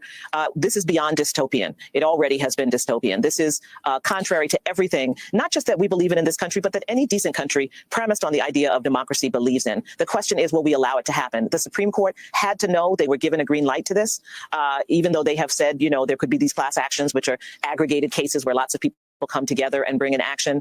As you point out, there are jurisdictions where federal courts very much disfavor class actions. And again, it's interesting, right? You guys are very interesting to me. I see a lot of people watch content where the content creator does not care about what you all think. They're not interested in your contribution of opinion or thought to the topic that they're talking about. They just want you to sit there and shut up and listen to you all. And I'm actually interested in people's thinking capability. And so I encourage people to talk, and I encourage people to interact, and I encourage people to engage, even if you disagree with me, right? As long as you're respectful. We have people that come into the chat that are disrespectful. It's a different story, right? But what I find fascinating is that people struggle to make their voices heard in places where nobody really gives a shit whether you're alive or not. You're just another super chat to that person or those people. And I actually am interested in the dialogue, and people freeze up here. You know what I'm saying? Like they're at the state championship and their team is dependent on them to shoot a 3-pointer and win. Again, I've been asking for explanations of things for literally the last 45 minutes. Let's continue. Through the Fifth Circuit, for example, where individuals would have to bring their own case, find a lawyer, bring their case to be able to keep this EO from going into effect against them. I cannot imagine what we might be facing by the end of this month.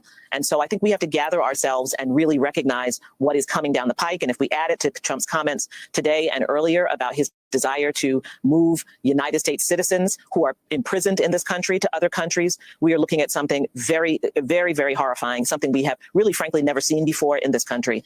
And we're going to have to make some real decisions about where we draw the line. The president today musing, in case anyone thought this was really about citizenship or immigration, musing today openly that actually there's people born here who are citizens that we should do the same thing to deport them, move them out of the country, render them to third party prisons. I mean, it seems to me that like this, there is no sacrosanct line here to defend in their view. It is, we are what you are, and you have whatever rights we say you have. Well, and you can guarantee that if you are a black or brown person, you have less rights than everyone else. It will only be a matter of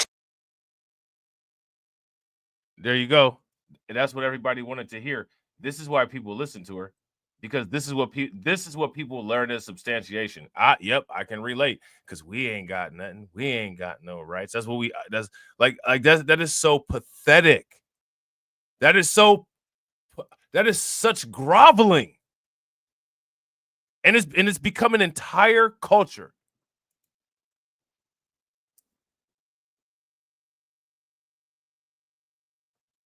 Shout out to Intuitively Wise. What's good with it, bro? Welcome to the stream.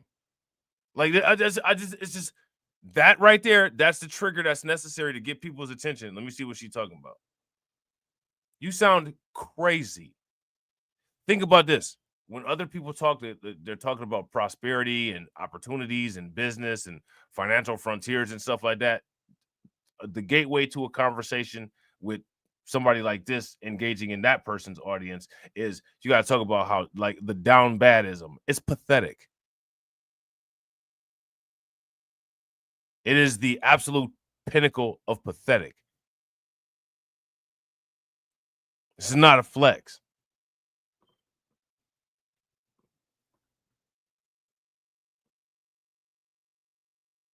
People think that this is a flex. And again, this whole idea, these people that are considered brown, they don't consider themselves brown on job applications that they fill out.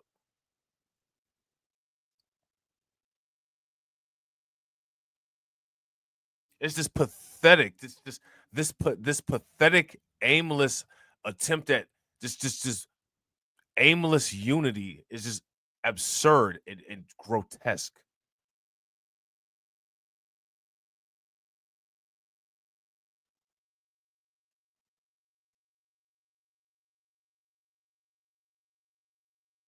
Now, my question is, who's the boss? Somebody take me to the boss, because I want to know what the boss is going to do about this lady right here.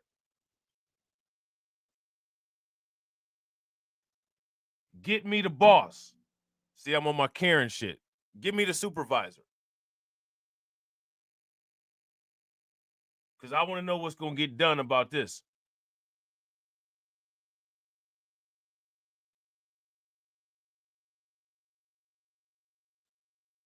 Where is the vehicle that we've created that can pump support, financing, and funding into someone who is capable to deal with and defuse this BS? Where is the organization? Where is the planning? Come on, people.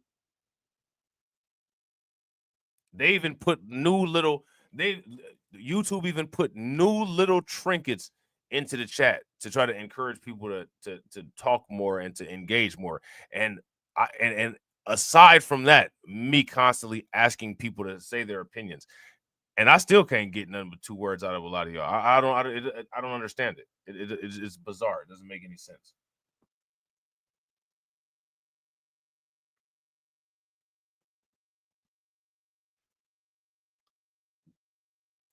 You guys that have people thinking I use bots on my channel. You know what I'm saying? More making me great. Look. How many people are okay with what this lady is saying? Everybody clearly is. Born here who are citizens that we should do the same thing through, to deport them, move them out of the country, render them to third party prisons. I mean, it seems to me that like this, there is no sacrosanct line here to defend in their view. It is we are what you are, and you have whatever rights we say you have. Well, and you can guarantee that if you are a black or brown person, you have less rights than everyone else. It will only be a matter of time before he extends. Why? I want to know. I want to know in the chat why, if you're a black or brown person, right? I'm not concerned with the latter. So you should automatically set yourself up for the lowest standards. If you have a child and that child says, "I want to be an astronaut," you should tell your child, "Well, you're black, so you know you can't do that. You know you'll never be able to be that." So you should always scale down your self expectations because you're black. You're being told this by a black person.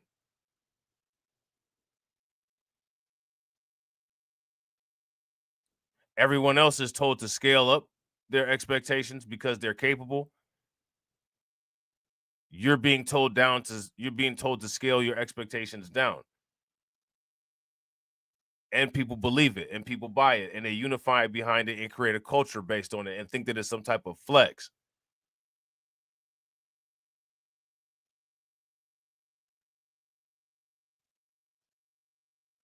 You have less ability because you're black. You know what's interesting about that? I never really see that play out in sports very, very well. You have less ability because you're black. I never see that play out like in any type of artistic venue. But if you say that black people are capable, you're a coon. But then at the same time, the very people that call you a coon say that we built everything. Like, which one is it? Which one is it?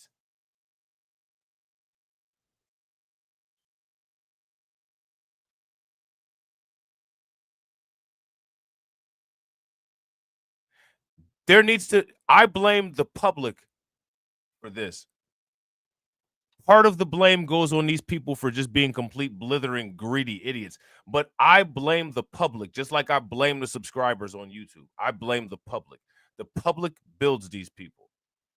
Public acceptance. And if you haven't gotten this person up out of the paint, if you haven't rendered their arguments completely useless, that means that you accept this.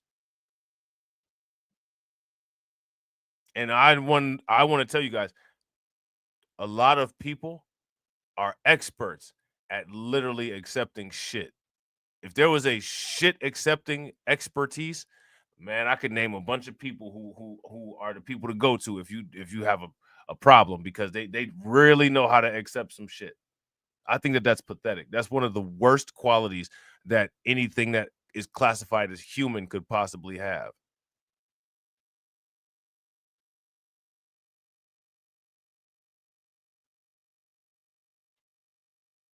I want to know why you should automatically assume that you don't have rights, quote unquote. You don't have rights. You don't have capability if you're black. I want to know why you should be allowed to self-degrade yourself. You should tell yourself this. You should repeat this to yourself. And if someone else says it, your lid pops off. This is what I want to know. I need to know the mechanics of that idiocy, please. I don't like I'm one of the few people, my bad, sorry. I'm one of the few people in the world that doesn't like not understanding things. And this is something that I've never understood. So I'm asking people to help me understand it. See, I can actually admit when I don't understand something. Unlike everybody else who says that they knew everything way before it happened, but yet they didn't act on it to cash in on it. These people on YouTube act like they know the lottery numbers 3 months before, and then when the jackpot is posted, they'll say, "See, I told you. I told you. I told you it was 10, 64, 35, 66, 77," with no evidence of ever posting those numbers later or before. They'll just keep telling you that they told you something. Nobody told anybody anything.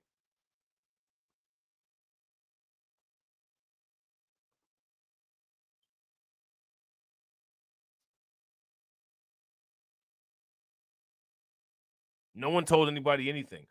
My question is, why are people's standards so low that they accept this?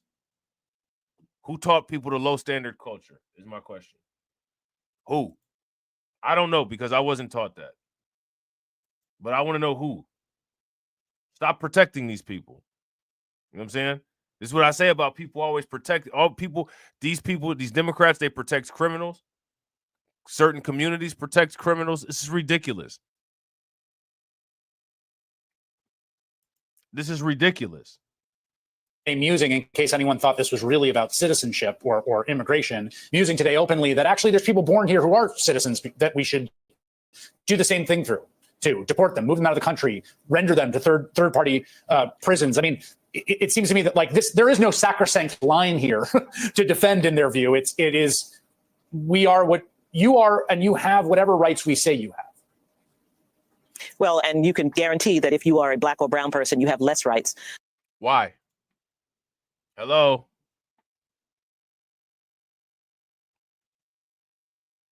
Let me ask you guys this question. How do you guys like hearing this being said about yourselves all the time, everywhere? How do you like it? I think people actually do like it because they repeat it. And I really don't see a risky approach at changing that if that is the believed narrative. And I want to know why.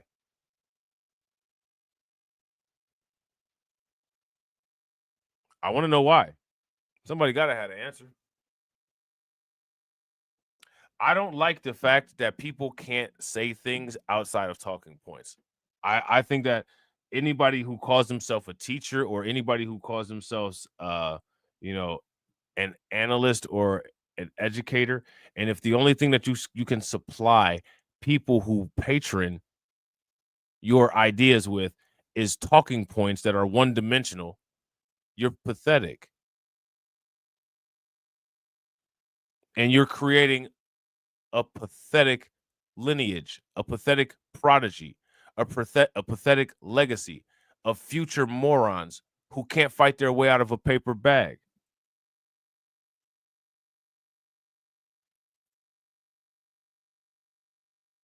It's pathetic.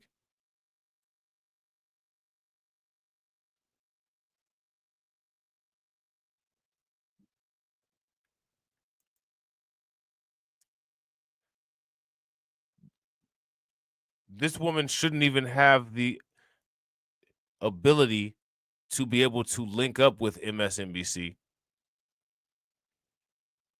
because the investment in maintaining the integrity of our history and our culture and our heritage should be so highly valued that there's unlimited resource at making sure that the integrity of it remains pure. But there's not, because people are pathetic. They're fucking pathetic. You know what I'm saying?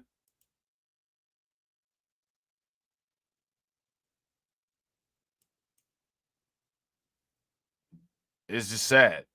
Than everyone else. It will only be a matter of time before he extends this to people who are critics of him. So race will at some point not be the line that is drawn anymore. But at least for now, if you are brown, if you are black, that's why he thinks going for the prisons will disproportionately give him that population. If you again, let me ask you guys this question. How many quote unquote brown people are listening to her?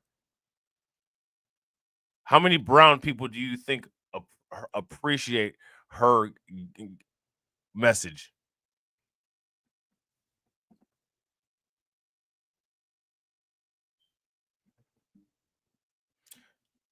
Shout out to Intuitively Wise. Intuitively Wise said, once I saw how much talking heads were paid to spill their grift, I don't take what they say seriously. I disagree with that stance. And me personally, bro, I think that you should reevaluate that. One thing that you should consider is who's paying them, because I don't know what people don't get about this, but no one works for free. Literally, most people have a job and most people wouldn't work for free, right? So let me ask people this. If you're an employee of a company and you take a paycheck, does that make you fake or inauthentic somehow? You're not a real employee unless you do this shit for free, right? This was my problem when people were going in on Roland Martin for taking the Democrat money.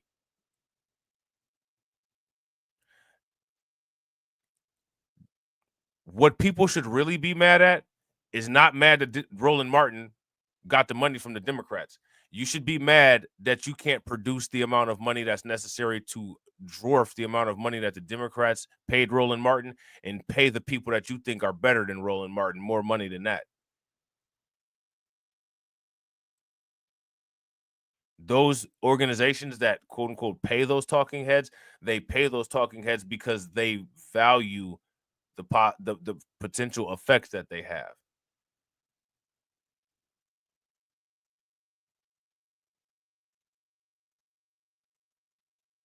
Yeah, of course they're told what to say, just like people are told what to do at work.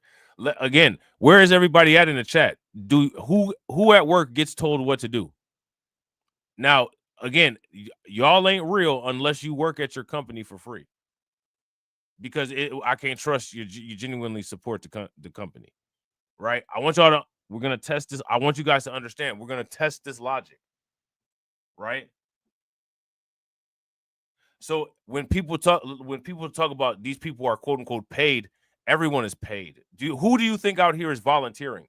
Let me ask you guys this question. How many of you all think I actually enjoy sitting at a computer for 2 hours and 31 minutes for free? I could be playing basketball. I could be working out because I actually do those things. Right? Again, I'm serious. Right? Let me ask you guys this question. For people that have a job, if you work a difficult job, labor-intensive job, whatever job that you work, how many of you all like doing that shit for free? Anytime there's been a mistake on your paycheck, have you ever just, I'll just let them have it this week because, I like my job. Just let them have that extra $500 they forgot.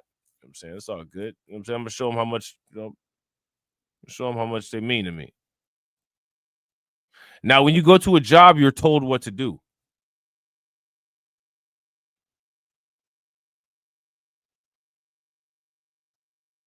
When you work if you work at McDonald's and you don't like McDonald's food, none of you would sit there and tell a customer when they come in, McDonald's makes their burgers with pink slime. Why? Because McDonald's told you not to do that. You're told what to say.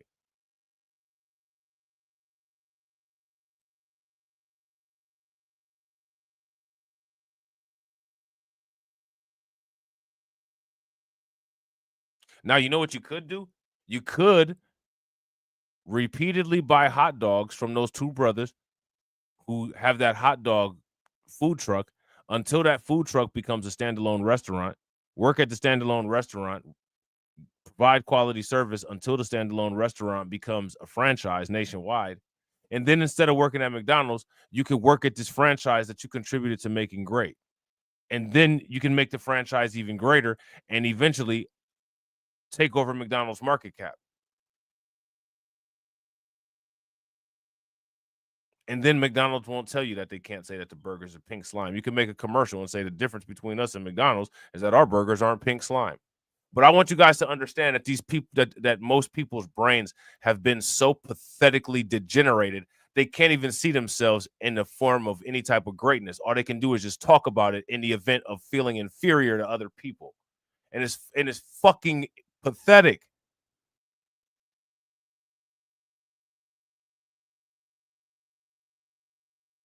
Now, anytime anybody complains about any of these people, Joy Reid, Tiffany Cross, Don Lemon, ask yourself why the $3 billion, $3 million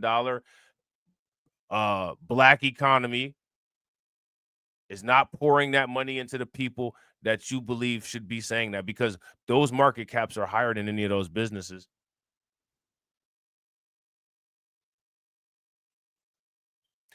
If you look at black people's total assets as a market cap, those assets are more than MSNBC. So pay somebody that you like.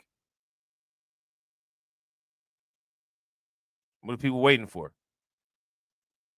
And then when you pay the people that you like, then you can tell them what to say. But they're going to say it automatically because they actually genuinely believe these things. You just supported what you believe. See, here's the thing. I want you guys to understand something. Understand this. Lack of support in ideas that you believe in shows as an exposing that people don't really believe what they believe. The fact that there's no business to compete with any of these major media outlets, it shows that people don't truly believe what they say that they believe. Otherwise, these things would exist.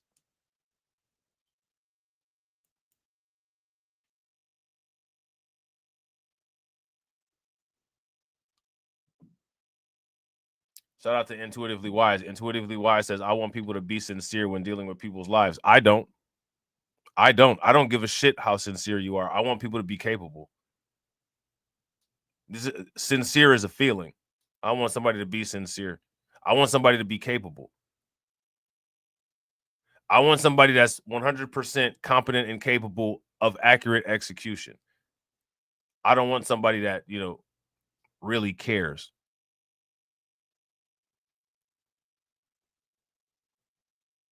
See, and no disrespect, right? But that's the difference between me and you.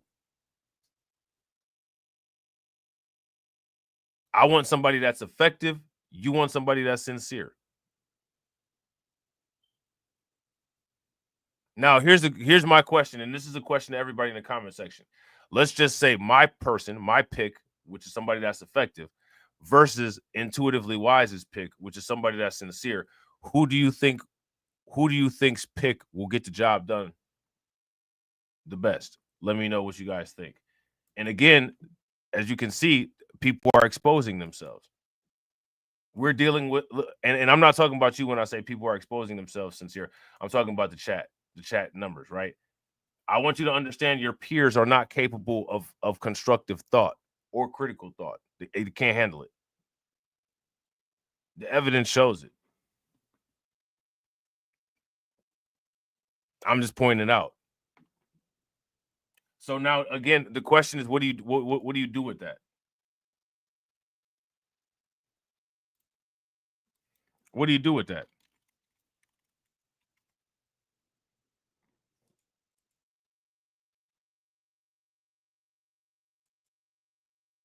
What do you do with that?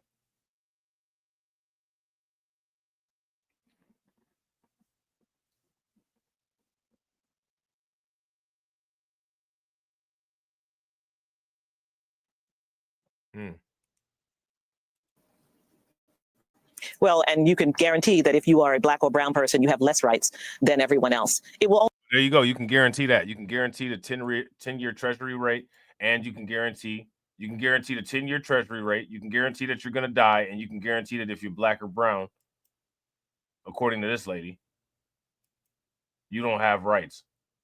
You don't have the same rights as everyone else. Why haven't people built an apparatus to maintain their rights? Shout out to AB. You good, bro?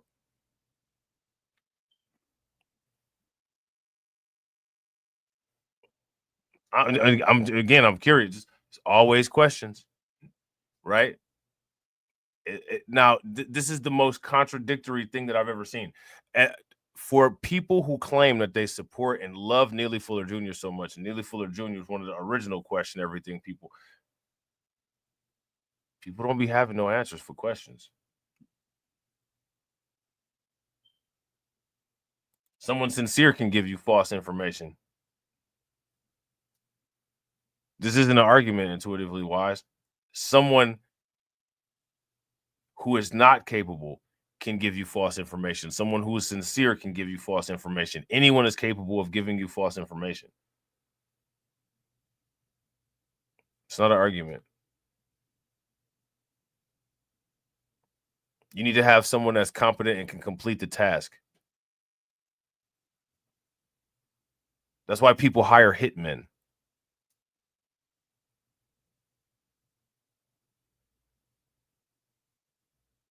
People hire hitmen because they can competently execute the target that they're being paid to execute, not because they care.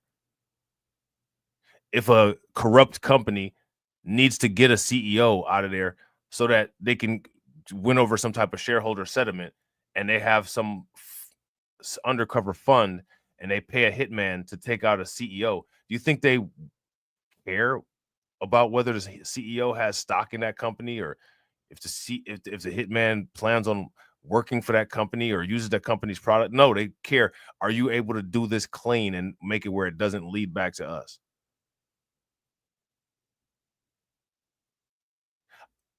I want you to understand it's this kind of thought process, which is one of the reasons why the current methods have a 0 success track rate.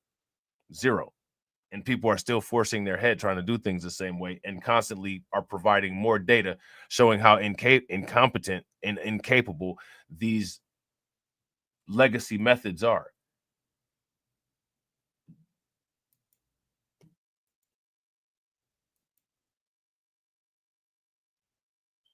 People are showing evidence of being not able to evolve. And I mean, this is something that should be dealt with. One of the reasons why are showing the incapability of not being able to evolve is because a conversation should be had whether intelligence has been completely breeded out of particular populations. That should be a conversation. When you have a situation where there's a anti-intelligence sentiment and a pro-degenerate sentiment, to the extent where the degeneracy is so attractive, that is who people make the choice to create families with. That then takes away from the genetic sharing of intellectual capability. And you have people that make statements like, I can't mess with this individual unless they a killer. Well, you just bred a killer instead of breeding a particular doctor. So the question has to be asked as a result of particular types and particular elements of culture. Has intelligence been bred out to the point where now intelligence is such an anomaly among some people, it's a birth defect? Somebody should do a study.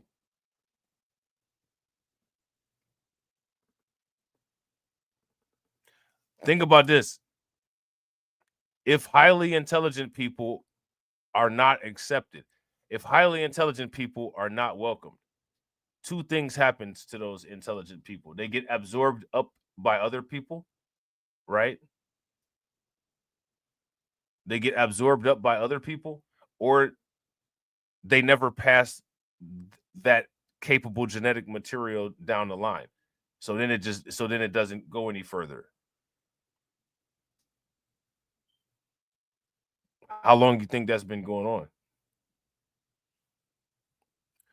When has anybody ever made any type of media or any type of content saying, you know, one of the most handsome things is an intelligent man? One of the most handsome things is an intelligent man after people have had, you know, their fun with degenerates and the JPay crowd. You know what I'm saying? Then an intelligent man, you know, is a good cleanup guy. Maybe an intelligent man don't want to clean up. Maybe an intelligent man already got absorbed elsewhere. So now that genetic material also gets absorbed elsewhere. So now how does intelligence get passed down? And what doesn't get passed down gets eliminated over periods of time. That's how evolution or de-evolution takes place. Yeah, shout out to Win Lose a Rug, Green Dot, JPay boys. You see this? Shout out to Win Lose a Rug. You see this, bro? We hitting them in the. You see, people can't take it, man. We busting them. We hitting them with them liver shots.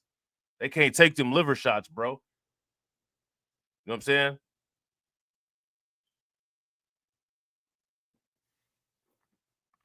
So there's all type of things, right, that should be quote unquote studied.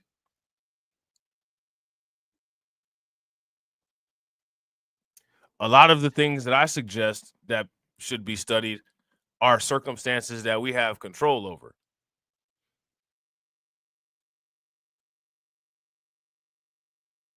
You could do as many studies about reparations as you want to. Reparations is still contingent on some form of agreement or compromise or negotiation. ensuring that a minimum level of intelligence is genetically passed down, that's a self fix. That's a self fix. But if you talk about self fix in comparison to some fix that's supposed to be provided by other people, you're a coon.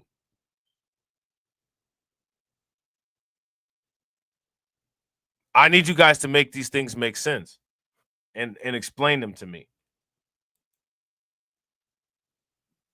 I need you guys to make these things make sense and explain them to me.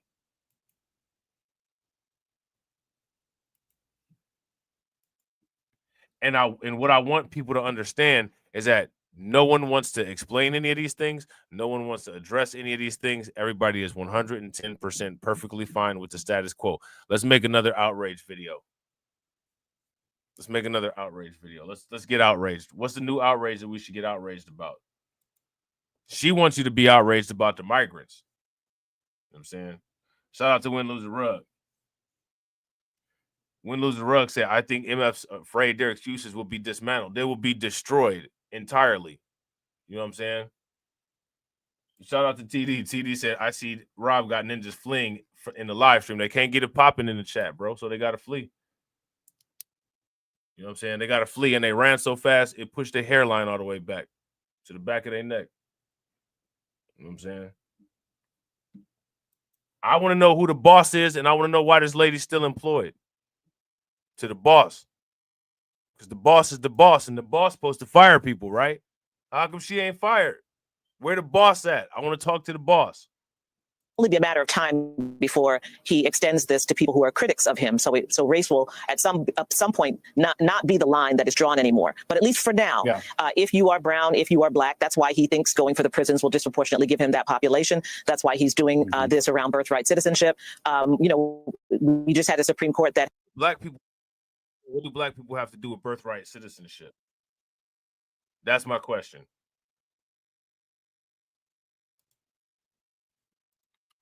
Hold on real quick. That's my question.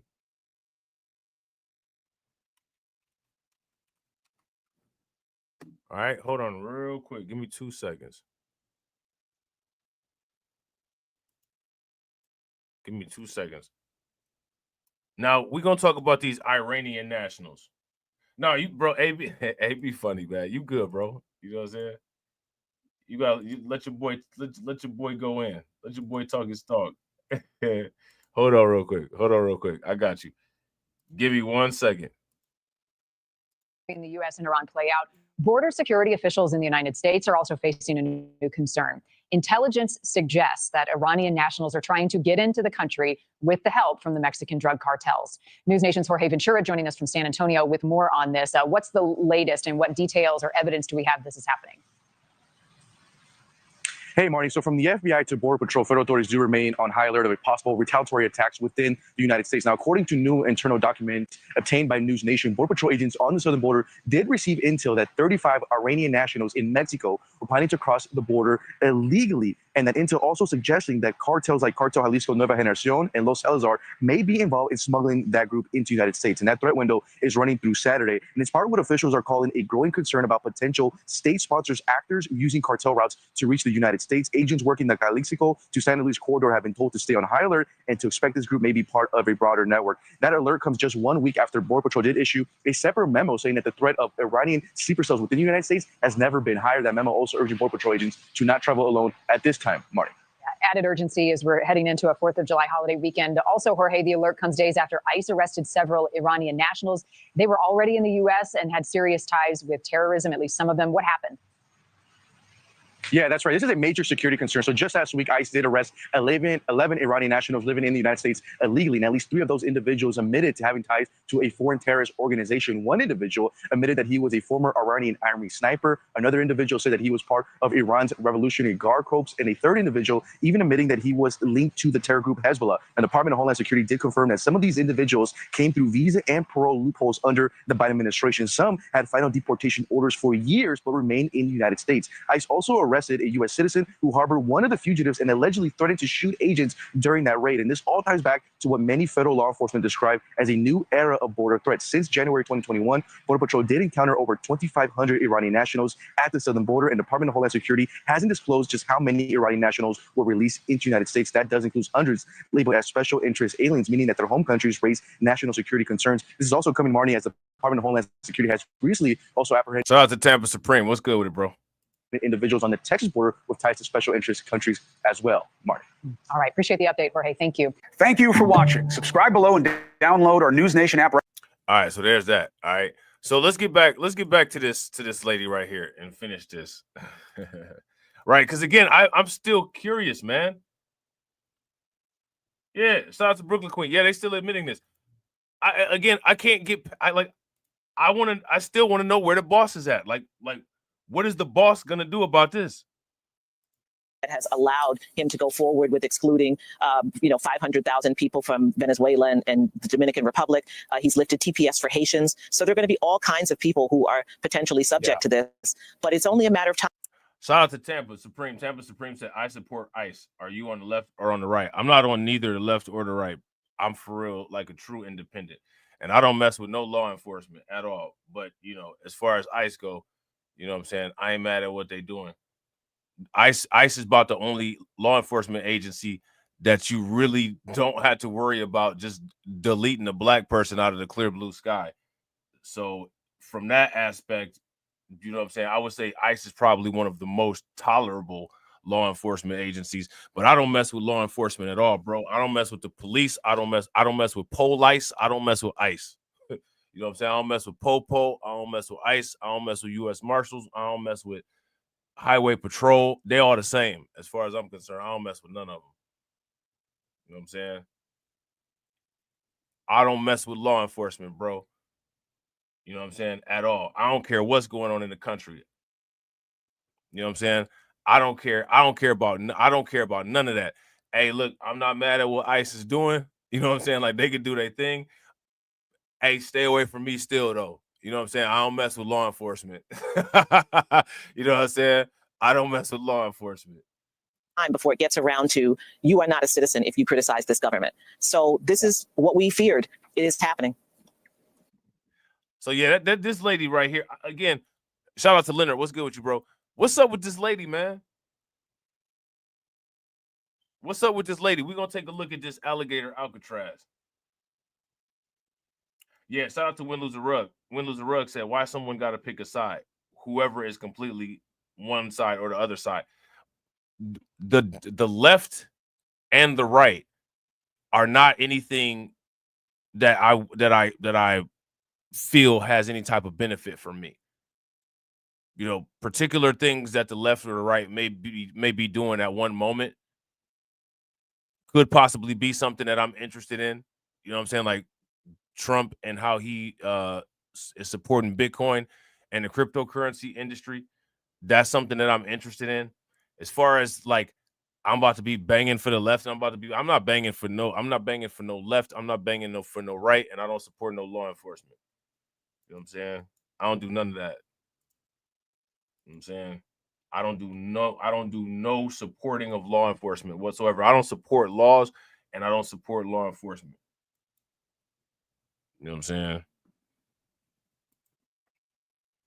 Now let's check out this alligator Alcatraz. Look, they got an alligator right. They got an alligator right there. They got an alligator right there waiting. Here go my question. I want to ask y'all this. Because and I'm with that. Shout out to Tampa Supreme. I support the truth. I support the truth too. Let me ask y'all this question. How many people that are on these quote lefts and on these quote right, how many of y'all think that those people quote unquote welcome you to their party? Shout out to Win Lose a Rug. Win Lose a Rug said that picking a side shit is a sign of low frontal cortex function. Bro, you ain't never lied. That's facts. That's the size of what's called acorn brain. Hey, the scientific terminology for it is acorn brain. You know what I'm saying? Shout out to my man Carlton. What's good with you, bro? Hey, Carlton, look. Shout out to John Guillory. John Guillory put this article in the Discord about XRP about XRP going to $4,813. Man, they need to sit down somewhere, bro. We about to really clear the chat out now.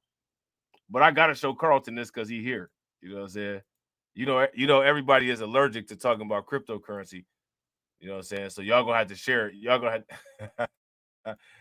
have to share the video out after I put this up. But I gotta put this up for Carlton because this is that extreme. This is that extreme stuff I'll be talking about right here. Come on, man. By 2030. By 2030, $4,813. Hey, listen, man, if that happens, I am not upset. But for real, though, shout out to TD. TD said, I support the truth, too, and Trump is the truth. He got Truth Fi. Now, I do support Truth Fi. You know what I'm saying? I do support, I do own stock in Trump Media Group. You know what I'm saying? Look. How did you know? Shout out to Windows Rug. Windows Rug said this got to be crypto basic, bro. How did you know? How did you know? XRP finna get to $4,813. Man, if you don't sit your ass down somewhere.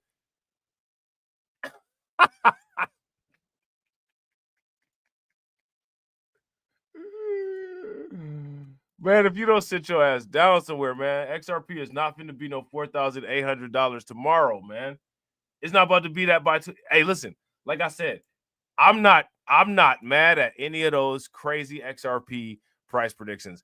If XRP is $4,800 by 2030, hey man, listen. Hey, shout out to TD. As TD would say, that's a blessing, right? But come on, man. At the same time, like, come on, man, stop it. Let's look at this alligator Alcatraz. How much money is alligator Alcatraz going to? How you buy stock in alligator Alcatraz? When the IPO? Somebody let me know. The largest immigration detention center in the United States, and it is said to cost nearly $500 million a year to maintain. Here's the president making the sell. It's known as Alligator Alcatraz, which is very appropriate because I looked outside and that's not a place I want to go hiking anytime soon. But very soon, this facility will house some of the most menacing migrants, some of the most vicious people on the planet. We're surrounded by miles of treacherous swampland, and the only way out is really deportation. So the question is, do you need it? And why?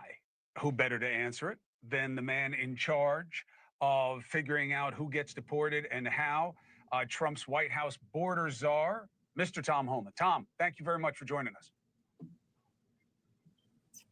Hey, thanks for having me, Chris.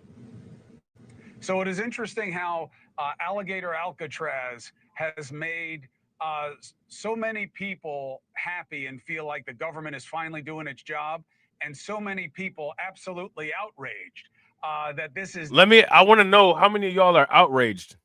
Shout out to TD. You need that Gulf of America hat? Hey, I'm about to make a fake one and sell it as merch.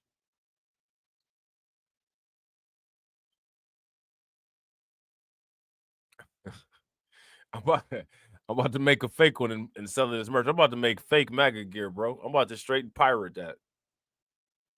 You know what I'm saying? Alcatraz. Hey, shout out to Carlton. Carlton said, Carlton said Alcatraz with alligator is deflationary.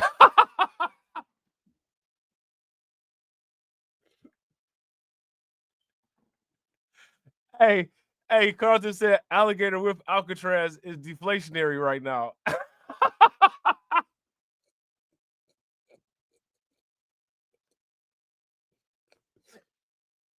Hey, what about alligator with migrant? Yo, that's wild. That's crazy work. Hey, pump.fun.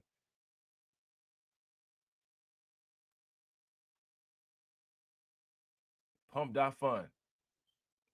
We need to make somebody make a song about pump.fun. You know what I'm saying? You can make it happen on pump.fun. You can make it happen on pump.fun.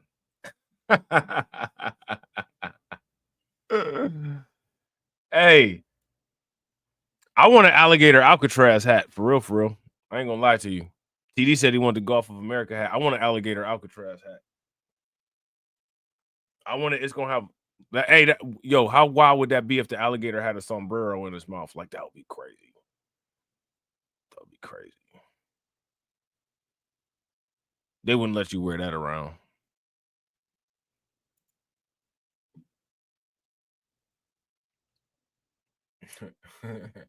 Shout out to DeAndre, right? Demonizing and dealing with people who entered illegally as if they were all hardened criminals. How do you respond? They entering illegal, like, this is insane. He just said they're dealing with people that entered illegally like they're criminals. Did you hear your sentence? Like, this is insane. Like, the level of, like, I'm not even gonna hide how stupid something is that I just said anymore. Is wild. Shout out to Carlton. Carlton said alligator is a powerful beast. They can rip anything to shreds. Hey, 100 men versus alligator. Who y'all money on? Because we got to do stupid stuff like that. We got it. Let's try to be relatable. How many people want to be relatable to our peers? Let's be relatable to our peers and talk about the stupidest shit ever. 100 men versus alligator. Who y'all got on it? Y'all feel? Do y'all feel more relatable? Do y'all feel more relatable? You know what I'm saying? The government is finally doing its job, and so many people absolutely outraged that this is demonizing and dealing with people who entered illegally as if they were all hardened criminals. How do you respond? Well, you know, we prioritize those that are public safety threats, not just illegal aliens. Those who shout out to Win Lose a Rug. Win Lose a Rug said, "Man, that was a sad time in human existence, bro. It's getting to the point where human existence is a sad time in human existence." If you guys would agree, give me a thumbs up. If y'all disagree, give me a thumbs down. Serious criminal convictions, and that's with national security threats. And this is facility is key for is criminal aliens. Those are a threat to public safety. We. Hey, shout out to Carlton. Carlton said 100 men for the win if the fight is on land. That's because alligators it'll just sit there and do that stupid barrel roll. But if the alligator be in the water, though, it's a different story. The alligator gonna tear shit up in the water. Shout out to Win Lose a Rug. Win Lose a Rug said MF's really debating animal abuse. If there is a God, he gave up at this moment. Listen, if there is a God, is evidence that God gave up. If there is a God, there's evidence. You know what I'm saying? If there is a God, right, it's evidence that God gave up. As a matter of fact, you know what I'm saying? Like, it's the New Testament is evidence that God gave up. As a matter of fact, the New Testament is evidence. Because God said, like, I can't even do nothing with these motherfuckers, man. I got to send Jesus down here. I can't even do shit with these motherfuckers. Like, man, I created these motherfuckers, and these motherfuckers became so far gone and so ain't shit. I can't even fuck with them no more. I gotta do something else. I gotta redo the whole approach because y'all ain't shit. You know what I'm saying?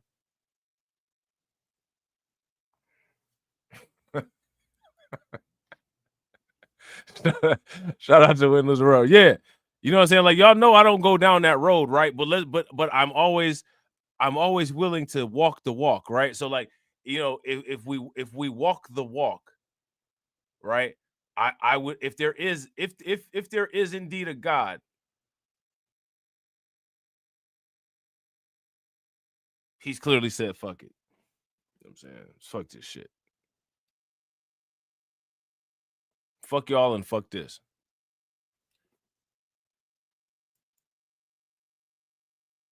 I'm not even going to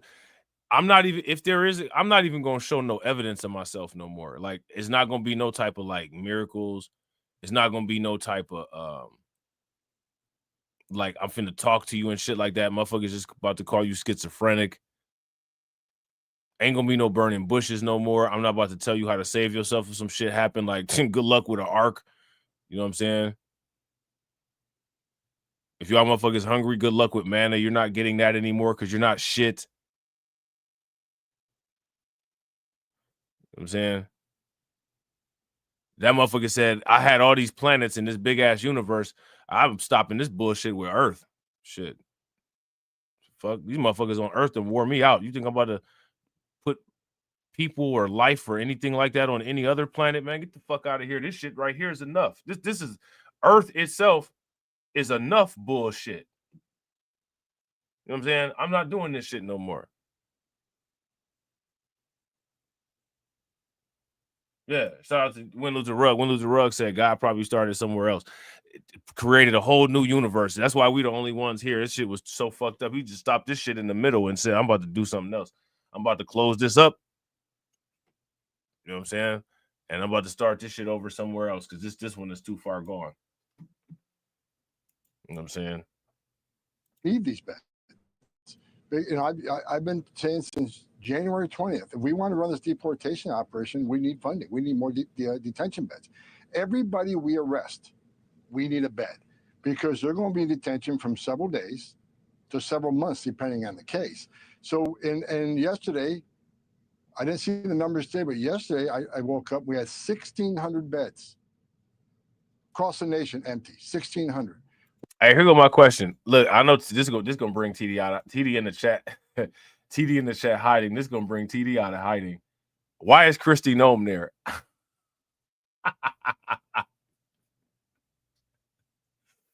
Can anybody answer that question? Why is Christy Nome there?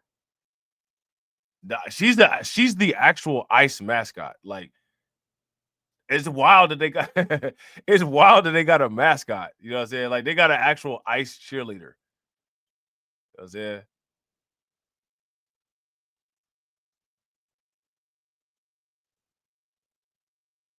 That shit is crazy. This shit is hilarious, man. We'll fill them in a day. And we're constantly playing this keep up. We got to remove so many people. We can only arrest so many people. This day we got so many beds. So these are. Hey, shout out to Carlton. Carlton said maybe God sent Bitcoin down to be a savior, and people didn't realize it. People never realize it.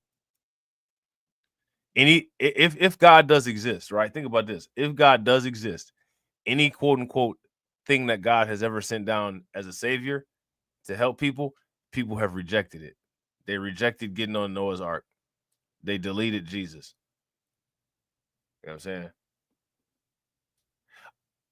Honestly, you know, I don't know if the Bible, you know, the Bible doesn't provide evidence. It's not that I don't know. The Bible doesn't provide evidence of any type of quote unquote deity, right?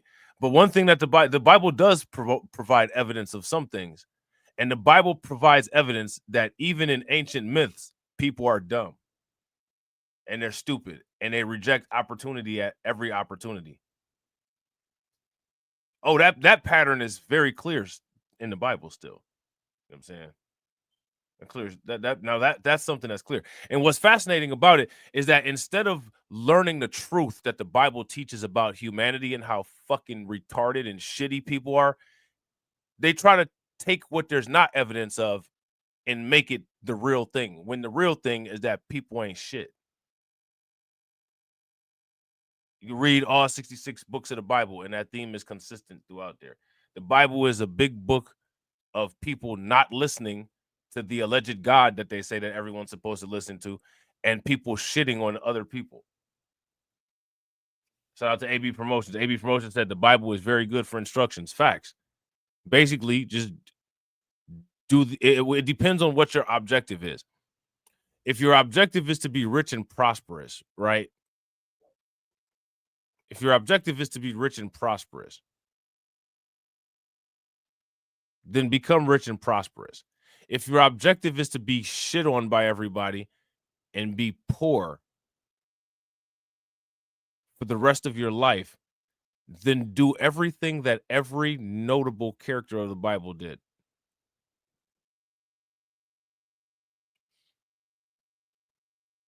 Shout out to Carlton. Carlton said the lift made it out of Egypt and was complaining about it. And then the question is, how did they get in Egypt in the first place?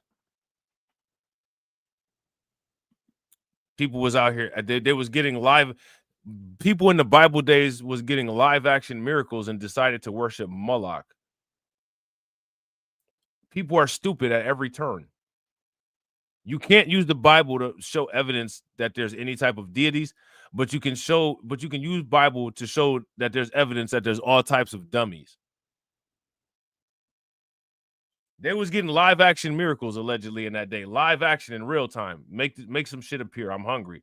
You know what I'm saying? Manna start coming out the sky. Talk to me and shit. The fucking tree start burning and motherfuckers start talking and shit. You got live action miracles. It's not a challenge to believe shit like it is today when there's nothing happening. But allegedly back in these times, they had live action miracles. And these motherfuckers said, I'm gonna go worship Moloch. Any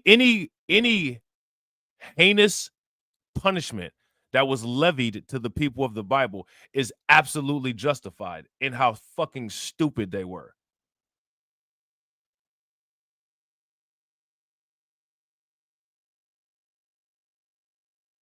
You know what I'm saying?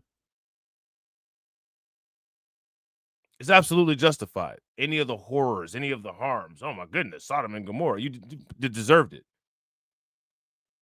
You literally have live action miracles going on back then, allegedly. You have live action miracles, and even in live action miracles, you're too stupid to realize that clearly something is more powerful than you, and you probably should not really upset it. Man, get the hell out of here, man. They deserved all that. The people in Sodom and Gomorrah, they deserved all of that. Lot's wife deserved to be turned into a pillar of salt. She deserved it. These people worked hard for it. All those people that worked hard to not get on Noah's Ark, they deserve that eternal supply of water that they got. And they should be happy because it's a lot of people out here that are water deprived, right?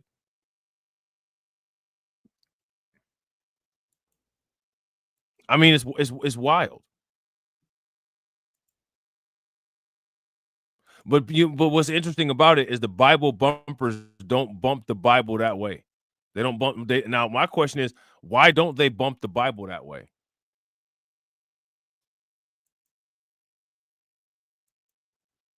I'm not trying to be funny, man. A lot of people be like, you know, XYZ and certain people are quote unquote children of God and all that.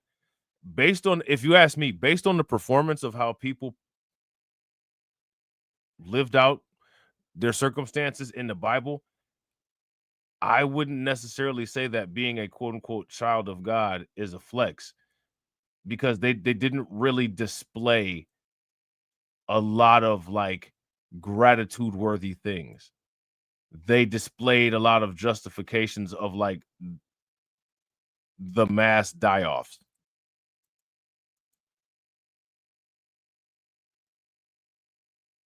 So, you know, I don't know. Like I said, with certain things, people should kind of be careful of the type of rabbit holes that they go down. You know what I'm saying? Like, we's the childrens of God. You mean we's them people that had live action miracles and went off somewhere and worshipped Moloch? Okay. Why don't we just leave that one to the unknown? Well, because, you know, they have made that white lady Cleopatra. I don't care, but me personally, you know what I'm saying? Like, I don't know if I care about any of that shit. You know what I'm saying, I don't know how much I really care about any of that shit. Give us a little breathing room, give us extra beds so we can target more criminals throughout the country. Everybody's talking fiscal. But again, what is Kristi Noem's purpose? Why is she here? Does anybody have the answer to that question? What is Kristi Noem's purpose besides being the ICE mascot? TD ain't gonna like that. You know what I'm saying? I gotta talk a little shit about Kristi Noem. Austerity. You're not a lawmaker, but you do have to deal with budgets. And they look at this line item, and it's one of the biggest ads, hundreds of billions of dollars to run this one facility. And right. Shout out to AB Promotions. AB Promotions said, but being chosen was supposed to be a job, a requirement to be a light to the masses, and they failed.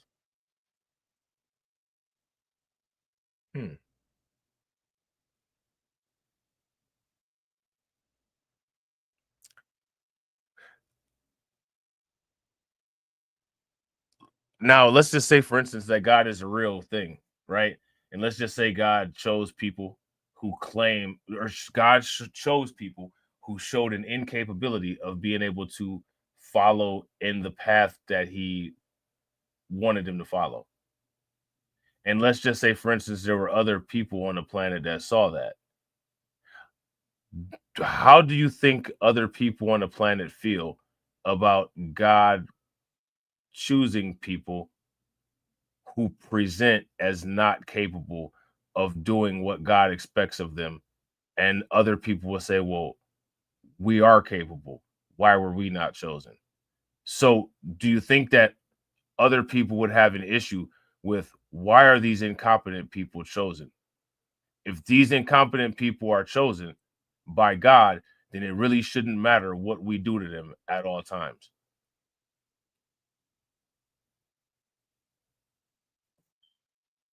I see people. I see people who have left. I guess the mind. I guess the mind never wandered that far. Why am I not surprised?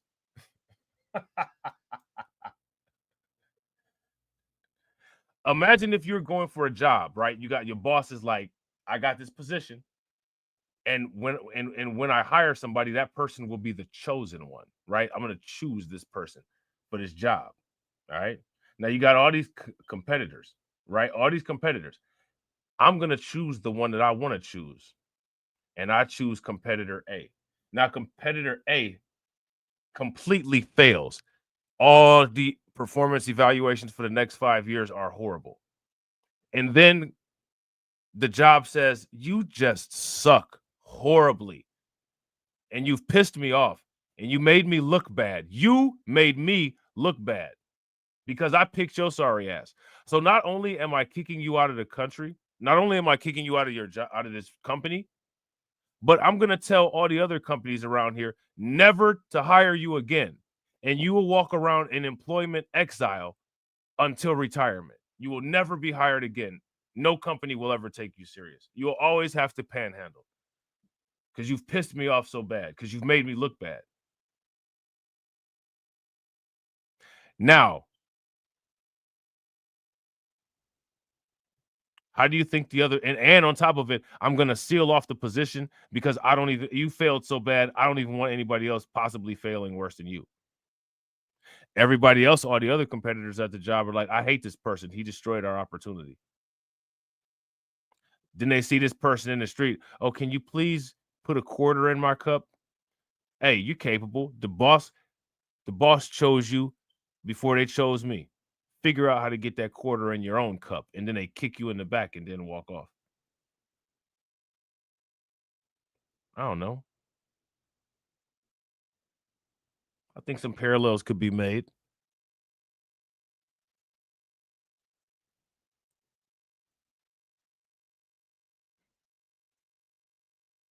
So my question is, if this is the case, how should a group of people who, quote unquote, allegedly, quote unquote, messed it up for humanity with the quote unquote big guy, how should those people be treated, quote unquote, not only by the big guy, quote unquote, but by other human groups of people?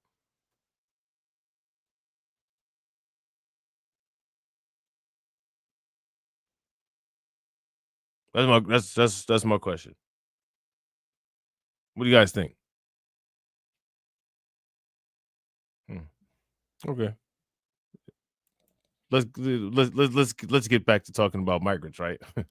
Again, people look at it and say, do we really need this? Why do we need to put this much money and emphasis on deporting people who've entered illegally? Well, let's compare it to the last administration. Okay, they were putting illegal. Shout out to AB. AB says with disdain. AB says with disdain. I know some people who get treated with disdain today. Aliens in hotel rooms in New York City for like $500 a night, and that's a fact. $500 per alien per night for a hotel room. Then they had to pay for food, three meals a day. They had to pay for medical care. They had to pay for attorney access. All these other things were added to that $500 a night. So who knows what the cost was, really? I don't have that number. Yeah, you can go down a rabbit hole. Some people say, look, we've put a person on the moon. We've made aircrafts. Why were we not chosen? How would you feel?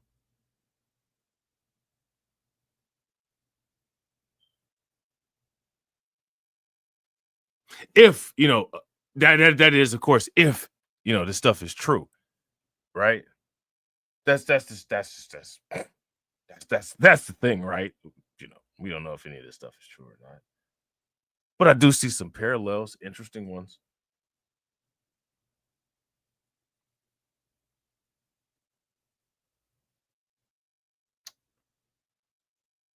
Shout out to Carlton. Carlton said the moon landing is debatable. What about the automobile? Is that?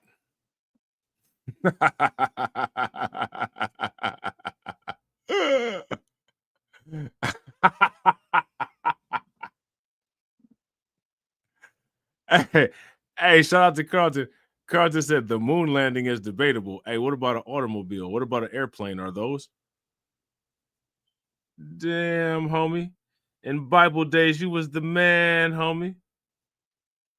Present day, what the happened to you? I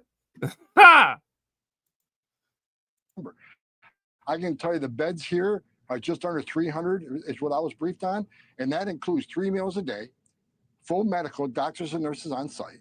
So you got your food, you got your medical, and what's great about this facility, Chris, is there's an airstrip right there, so we can also have additional efficiencies on transportation because we have air transport in Arizona, we got in Texas, we got in Louisiana.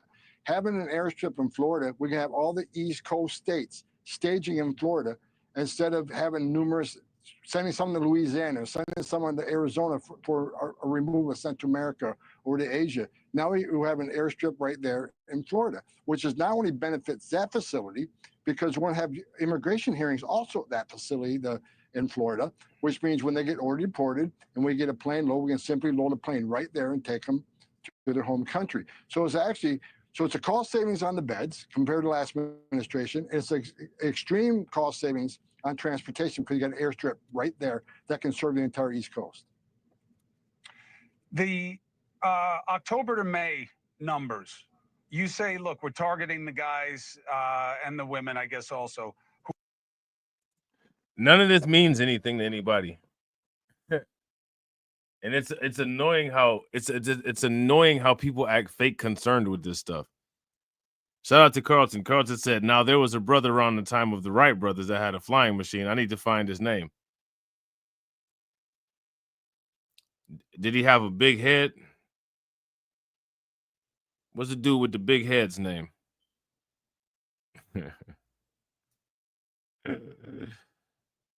Oh, man. Yakub. Was his name Yakub?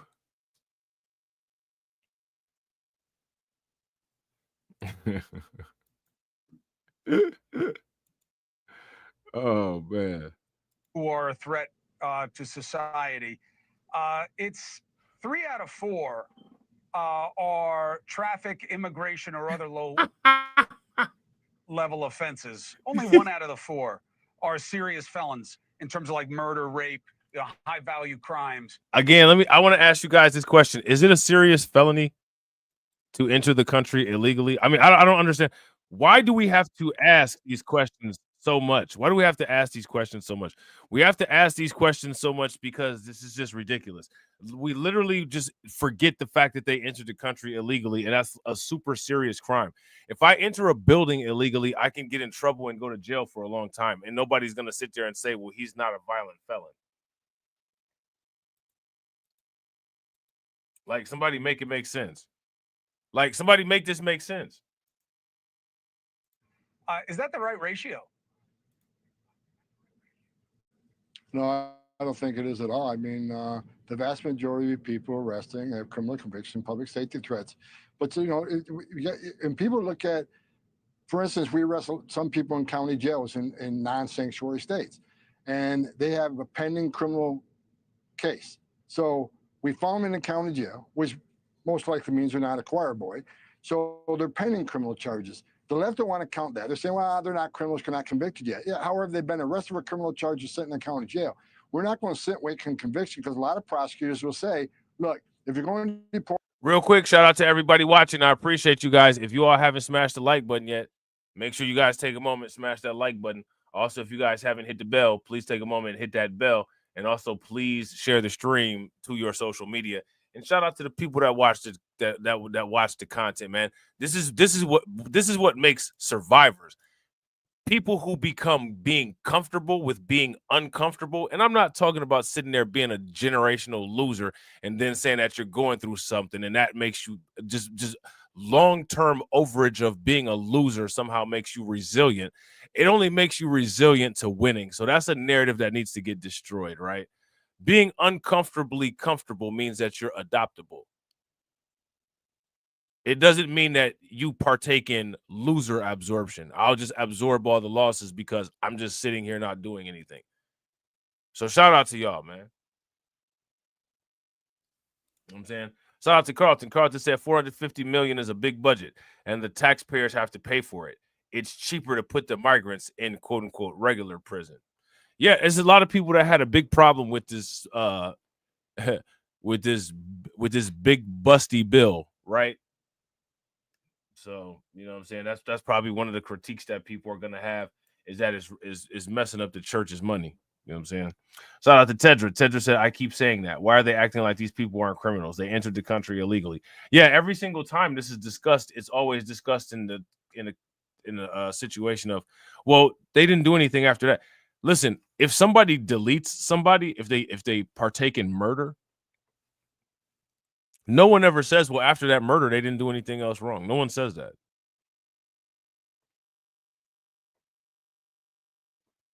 Well, I mean, they haven't done anything since they murdered the person. The fact that they murdered the person is a huge issue. The fact that these people come into the country illegally and just think that they can is a huge issue. I mean, my question is, why are we acting like this is not an issue? Well, we're not acting like that.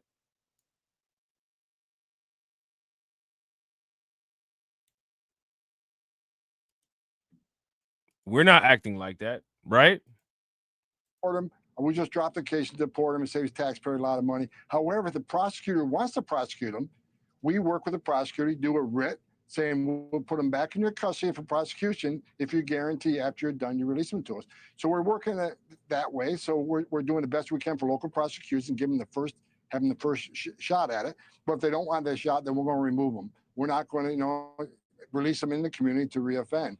But we are concentrating on public safety threats. I want to be clear, and you and I have talked about this before.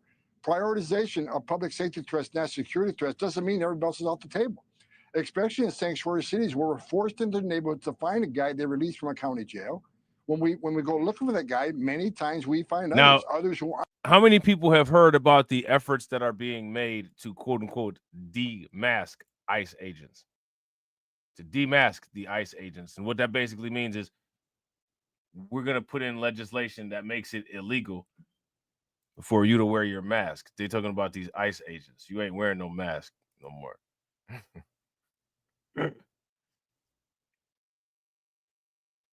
You definitely ain't allowed to wear a mask anymore. How many people think that ICE should be demasked? If you guys think that ICE should be demasked, give me a thumbs up. If you guys do not think that ICE should be demasked and that they should be allowed to wear their masks, then give me a thumbs down. And I wouldn't disagree. Carlton says it's a threat to national security. Some of these people are coming over here without their measles shots, without all kinds of shots. I'm saying without all kinds of shots. You remember? Shout out to Brandon Johnson, right? Shout out to Eraserhead. He actually substantiated. Remember, he said, "Hey, coming over here sick." Remember when he said that? And he said it exactly like that.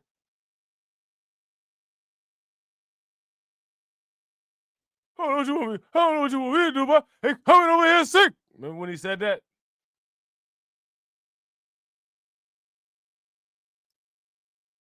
Damn it. Stop asking me all these damn questions. He had the pinky moment. Made sure that everybody knew that they were coming over here sick. Well, we don't. That's one of the things that you said that we believe. You know what I'm saying? Shout out to James Sumler.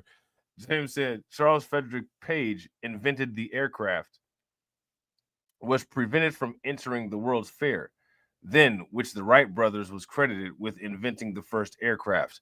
That is not surprising. And again, this is one of, and again, let me ask you this, right?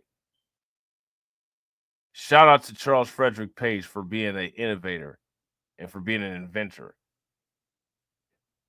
Why haven't any companies taken up his legacy and named the country after either him or his initial invention and moved forward on his dream of air travel? Why hasn't that been done?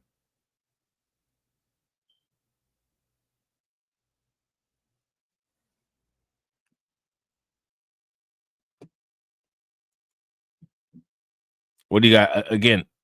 What do you guys think about that?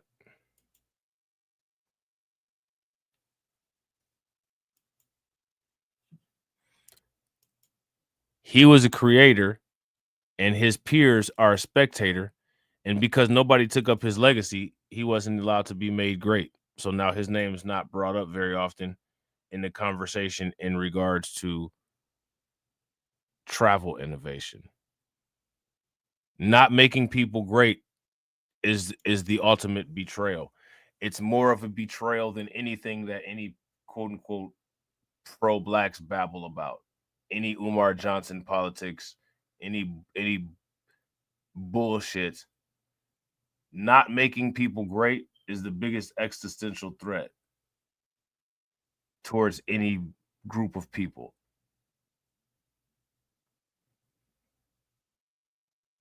People always say, well, he doesn't get any credit. One of the reasons why he didn't get any credit is because his people didn't make him great.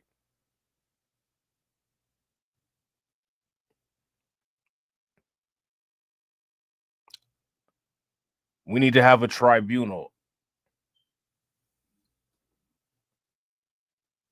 Shout out to Windows Rug. Windows Rug said worse than snow bunny hopping. Sorry, Lith folks. All right. And again, you know, the whole snow bunny hopping thing, that's a thing that Umar Johnson got from where he got all of his talking points, white supremacist talking points, right? And like, it's a whole rabbit hole with that. Is where you get this terminology of race simping, and how it all. Listen,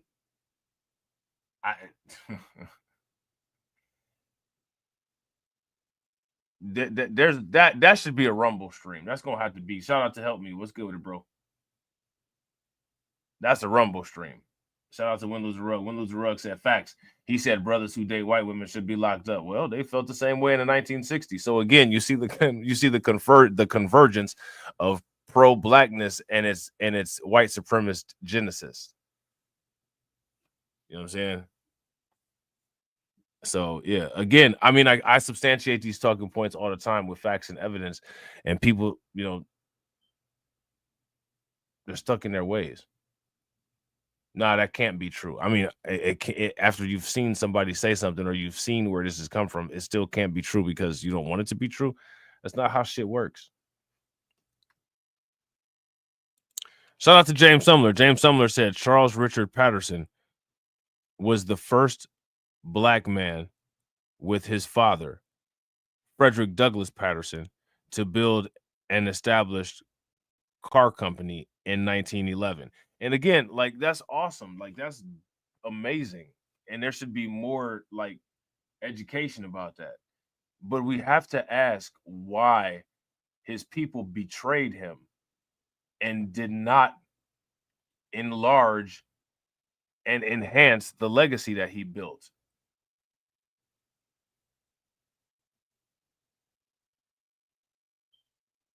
know what I'm saying? Shout out to Carlton. Carlton said, fresh out of slavery, black people were cranking out inventions like it was nothing. Well, that's what Ron DeSantis said too, right? Shout out to Carlton. Carlton said, fresh out of slavery, black people were cranking out inventions like it was nothing. Ron DeSantis said they got a good education and shit. You know what I'm saying? Now, you know, you throw something around like that, somebody's gonna man, man, listen, man, I swear, the type of problems that I could cause, I don't, people have, you have no idea. You have no idea how fortunate you, and I don't get the appreciation I should get. You have no idea how fortunate you are that I choose to be down, man, that I choose to be on the team. Like, man, y'all have no idea the type of problems I could cause if I decided to, you know what I'm saying, go after quote unquote funding sources. Maybe y'all should see. Maybe y'all should see the potential destructive forces that could happen. You know what I'm saying? Maybe y'all should see that. But I think that even if people saw it, they still would be blind to the fact. They still wouldn't care. It still wouldn't matter. People still think that, you know, you simply just call somebody. Let me ask you guys this question. White people say the N-word, right? And they get rich off of it. Black people call black people coons and sambos, and those people get rich. While the entire time, the same people who are broke stay broke. Does anybody not notice that? You guys don't notice that? Now, again, who controls the money flow?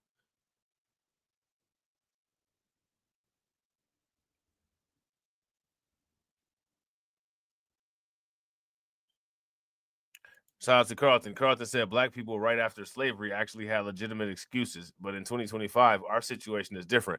I want to ask what their excuse was for being so innovative and being able to make so many inventions fresh out of the plantation. I want to know what the excuse was for. That's the only excuse that I'm interested in. I'm not interested in any other excuses except for that one. That's the most important one for me. What's your excuse for once the moment you walked out of those plantation doors, you immediately were inventing everything? I want to know what the excuse is for that. I'm not interested in any other excuses. Carlton, Carlton, hey, Carlton in the comment section dying loud. He like, man, Rob crazy, man.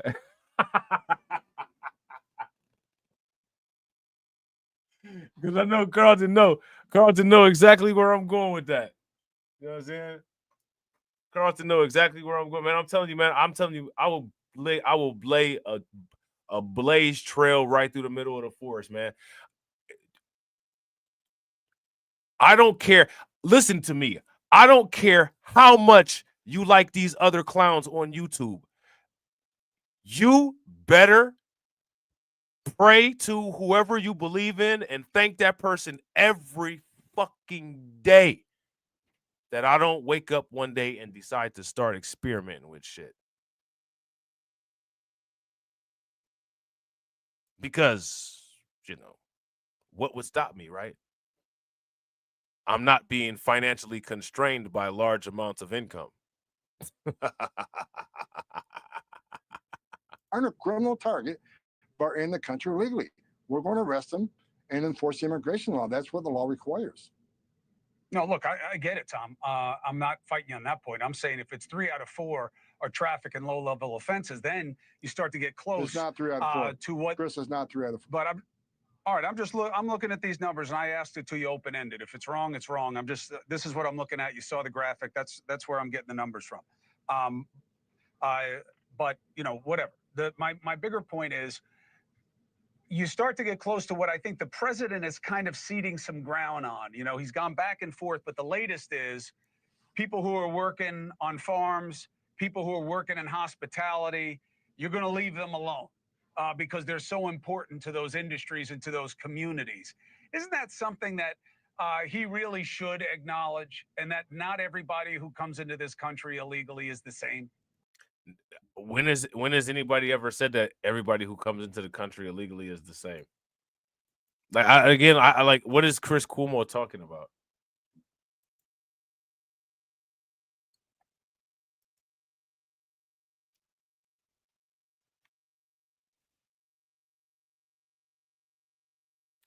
When has there ever been a statement that quote unquote everybody who comes into the country illegally is the same? Who's ever made that comment? Can anybody send me clips of that comment being made so that we can react to them and review them?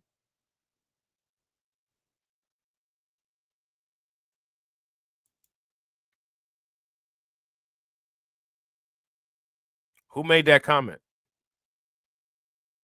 Now, everybody who came into the country undocumented, they're guilty of the same thing, right? They're guilty of the same thing. But I don't think anybody ever said that they're all the same. No, I think, he's the one that, first brought up some sort of program for farm work. Now, shout out to James, right? James says, we as a people invent most of the products we still use today, but our intellectual properties were stolen and patented, and we never got the credit for it. Now, here's the thing, right? If it ain't documented, it didn't happen. That's what they tell you in any type of situation where you're a professional and you have to keep records of things that you've done, right? So who's more innovative? The person that creates or the person that creates effective methods to steal things that are created and then they use those things? See, to me, right, if you ask me, these things were stolen ideas, or, you know what I'm saying? Like, none of that is a talking point. None of that is an excuse. None of that's relevant. If somebody can steal better than you would, I mean, it just like, okay, they got your shit. Why are you getting beat up all the time? You know what I'm saying? Why are people stealing from you all the time? You can't hold your shit down? You know what I'm saying? I got all kind of shit at the house. You know what I'm saying? What if somebody like, I got all kinds of shit in my house. Imagine if every week I lost something and I was like, man, somebody just stole this shit from me. People would think I was a bitch. Somebody just stole all my gold I got. I bought it all, right? Where does that argument hold up? Like, let's just say, for instance, you got like a dope ass car, right? And somebody beat your ass and took the car. Now they driving around in it. Like in hip hop and rap, the people that take people's chains, they get the credit. Oh, look at this. I got Jim Jones's chain. You know what I'm saying? Hey, Jim Jones made them records and bought that chain with his hard work. Don't nobody care, though. The person that gets celebrated is the person that got the Dipset chain. Here's my question.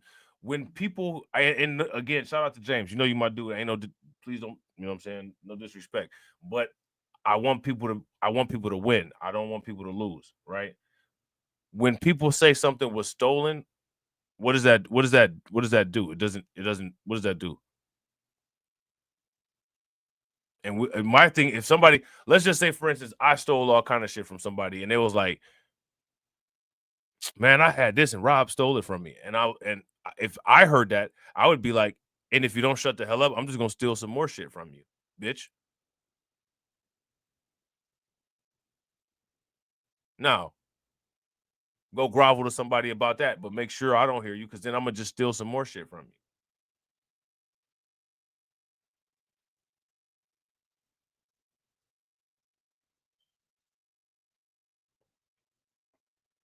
So here's my thing. Now what? What does that do? What value does that provide?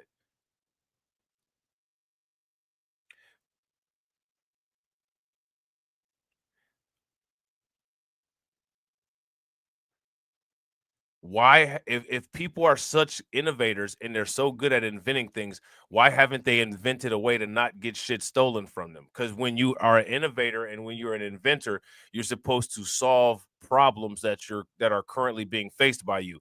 And if a problem that's currently being faced by you is that you're constantly getting your shit stolen, right? Then a security mechanism on getting your shit stolen, it probably is a priority invention, but that hasn't been made though. So if that's the case, and your technology is not advanced enough to protect you from existential threats, your technology is worthless to you. And you see this all the time. Your technology is worthless to you, but it can be priceless to other people. You know what I'm saying? You see, like in a lot of these countries where a bunch of poor people are, the minerals and natural resources that they're sitting on are worthless to these people because they can't do any. They either refuse to or they can't do anything with them. But where people don't have these natural resources and they have the means to process these natural resources, these things are valuable. They're worth infinite, equity. You know what I'm saying?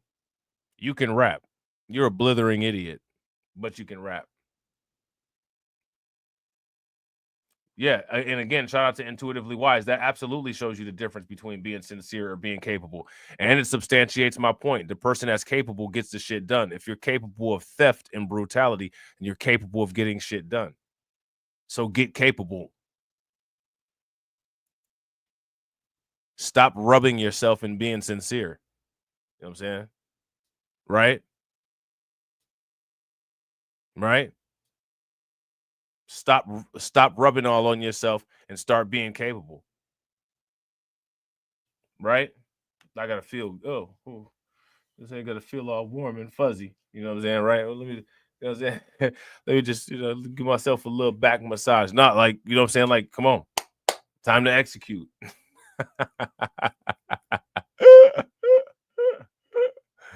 And shout out to Intuitively Wise. And that, my friend, is why I would choose the capable person all the time. 9 times out of 10, I would choose the capable person. If you don't like, let's just say for instance, you don't like playing basketball. Like, I don't like playing basketball. You know what I'm saying? But you never miss a shot. You're an amazing rebounder. You know what I'm saying? And you just do it because it's a job. I mean, I'm taking the capable person. You could have a passion for basketball, and every time you shoot the ball, it goes over the backboard.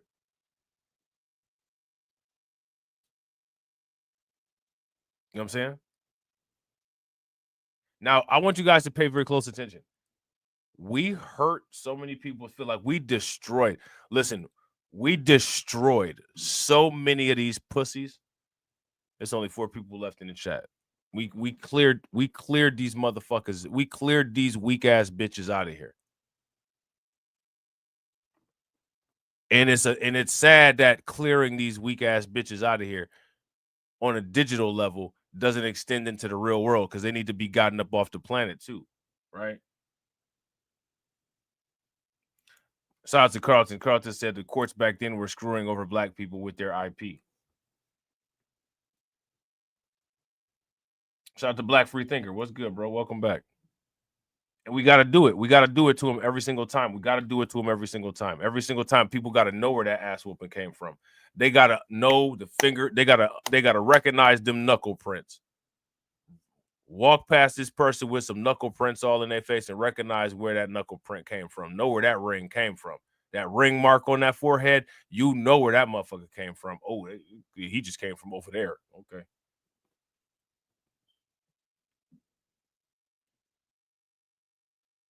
We're gonna have pattern. We're gonna cause intellectual pattern bruising. People gonna know where they got their asses whooped at. You know what I'm saying?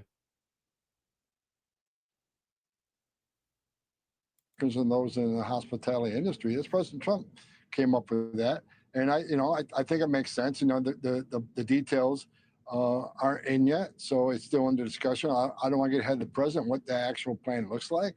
But remember, he also came up in the first Trump 45, Chris. He came up with an immigration plan. He wanted a DACA fix, remember? But Chuck Schumer and Nancy Pelosi didn't want it because he asked for border funding. He also came up with immigration. Shout out to Carlton. Carlton says sometimes people are not ready to have conversations like these. Shout out to Alonda. What's good with it, Alonda?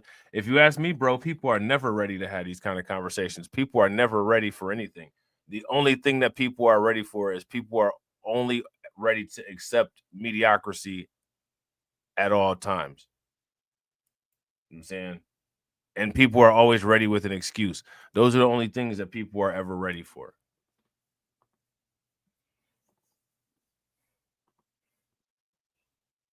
I'll tell you what I'm ready for. I'm ready for $4,800 XRP. That's what I'm ready for. Fuck these conversations, bro. I'm ready for $4,800 XRP.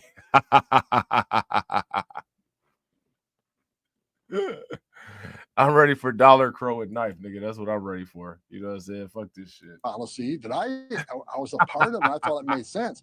That immigration would be based on merit. Those who can come and improve this nation through various means and all sorts of labor. However, he still left room for families, moms and dads, sons and daughters. So, you know, a plan's being worked, and hopefully we'll get another plan. Man, listen, I want y'all to understand, like, listen, this, and I gotta break it down. Like, man, we gotta break it down. It's content creators on YouTube that constantly be like, yo, hit the Cash App, man. Hit the Cash App. Motherfuckers don't even be saying hit the like button. They just skip past go. Nigga, hit the Cash App. I don't never ask anybody to hit the Cash App. You know what I'm saying? I put a goal up, feed the liquidity. It'll be nice. You know what I'm saying? Give your boy a little bit of change and shit like that, right? But all I say is hit the like button, right? All I say is hit the like button. All I say is engage. And it's pulling teeth. Pulling teeth in mouths that look like Tom Homan's. Ain't no teeth in there. You know what I'm saying? Shout out to Carlton. Carlton said, I'm too old to be offended by conversations. Bro, facts. Too old, too wise. If you understand reality, there's no such thing as offense. You can't be offended if you understand reality.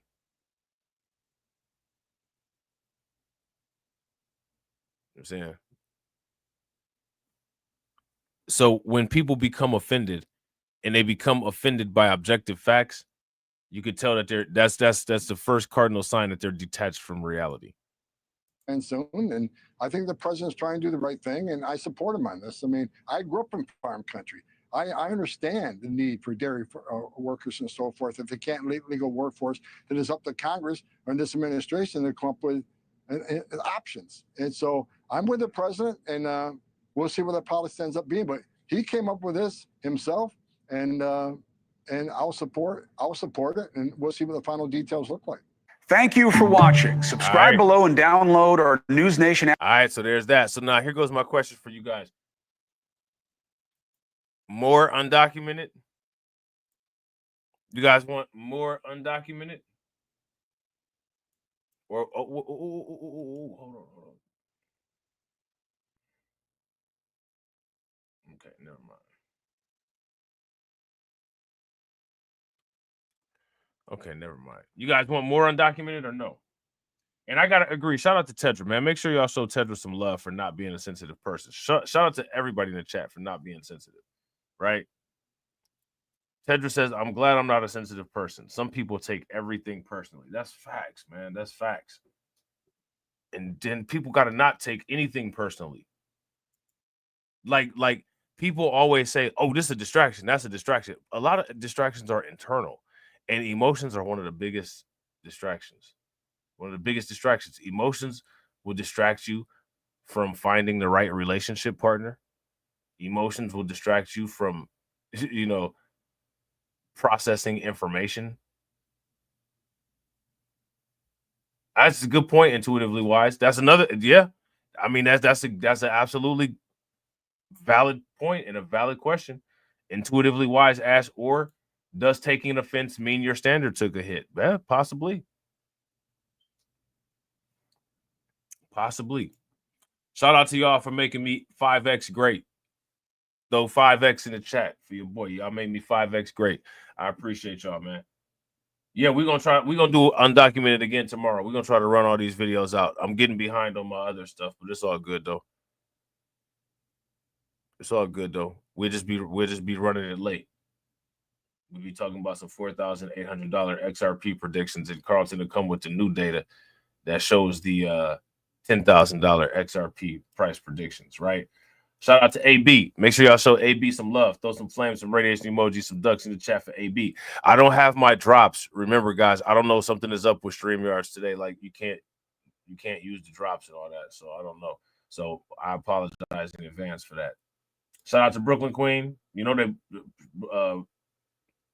AB Promotions and Brooklyn Queen would both get agains if we had the drops, right? But we don't have the drops. You know what I'm saying? And shout out to TD. You know what I'm saying? TD with the eat the cats. You know what I'm saying, but we ain't got no drops, so ain't no cats getting ate today. You know what I'm saying? And as always, ladies and gentlemen,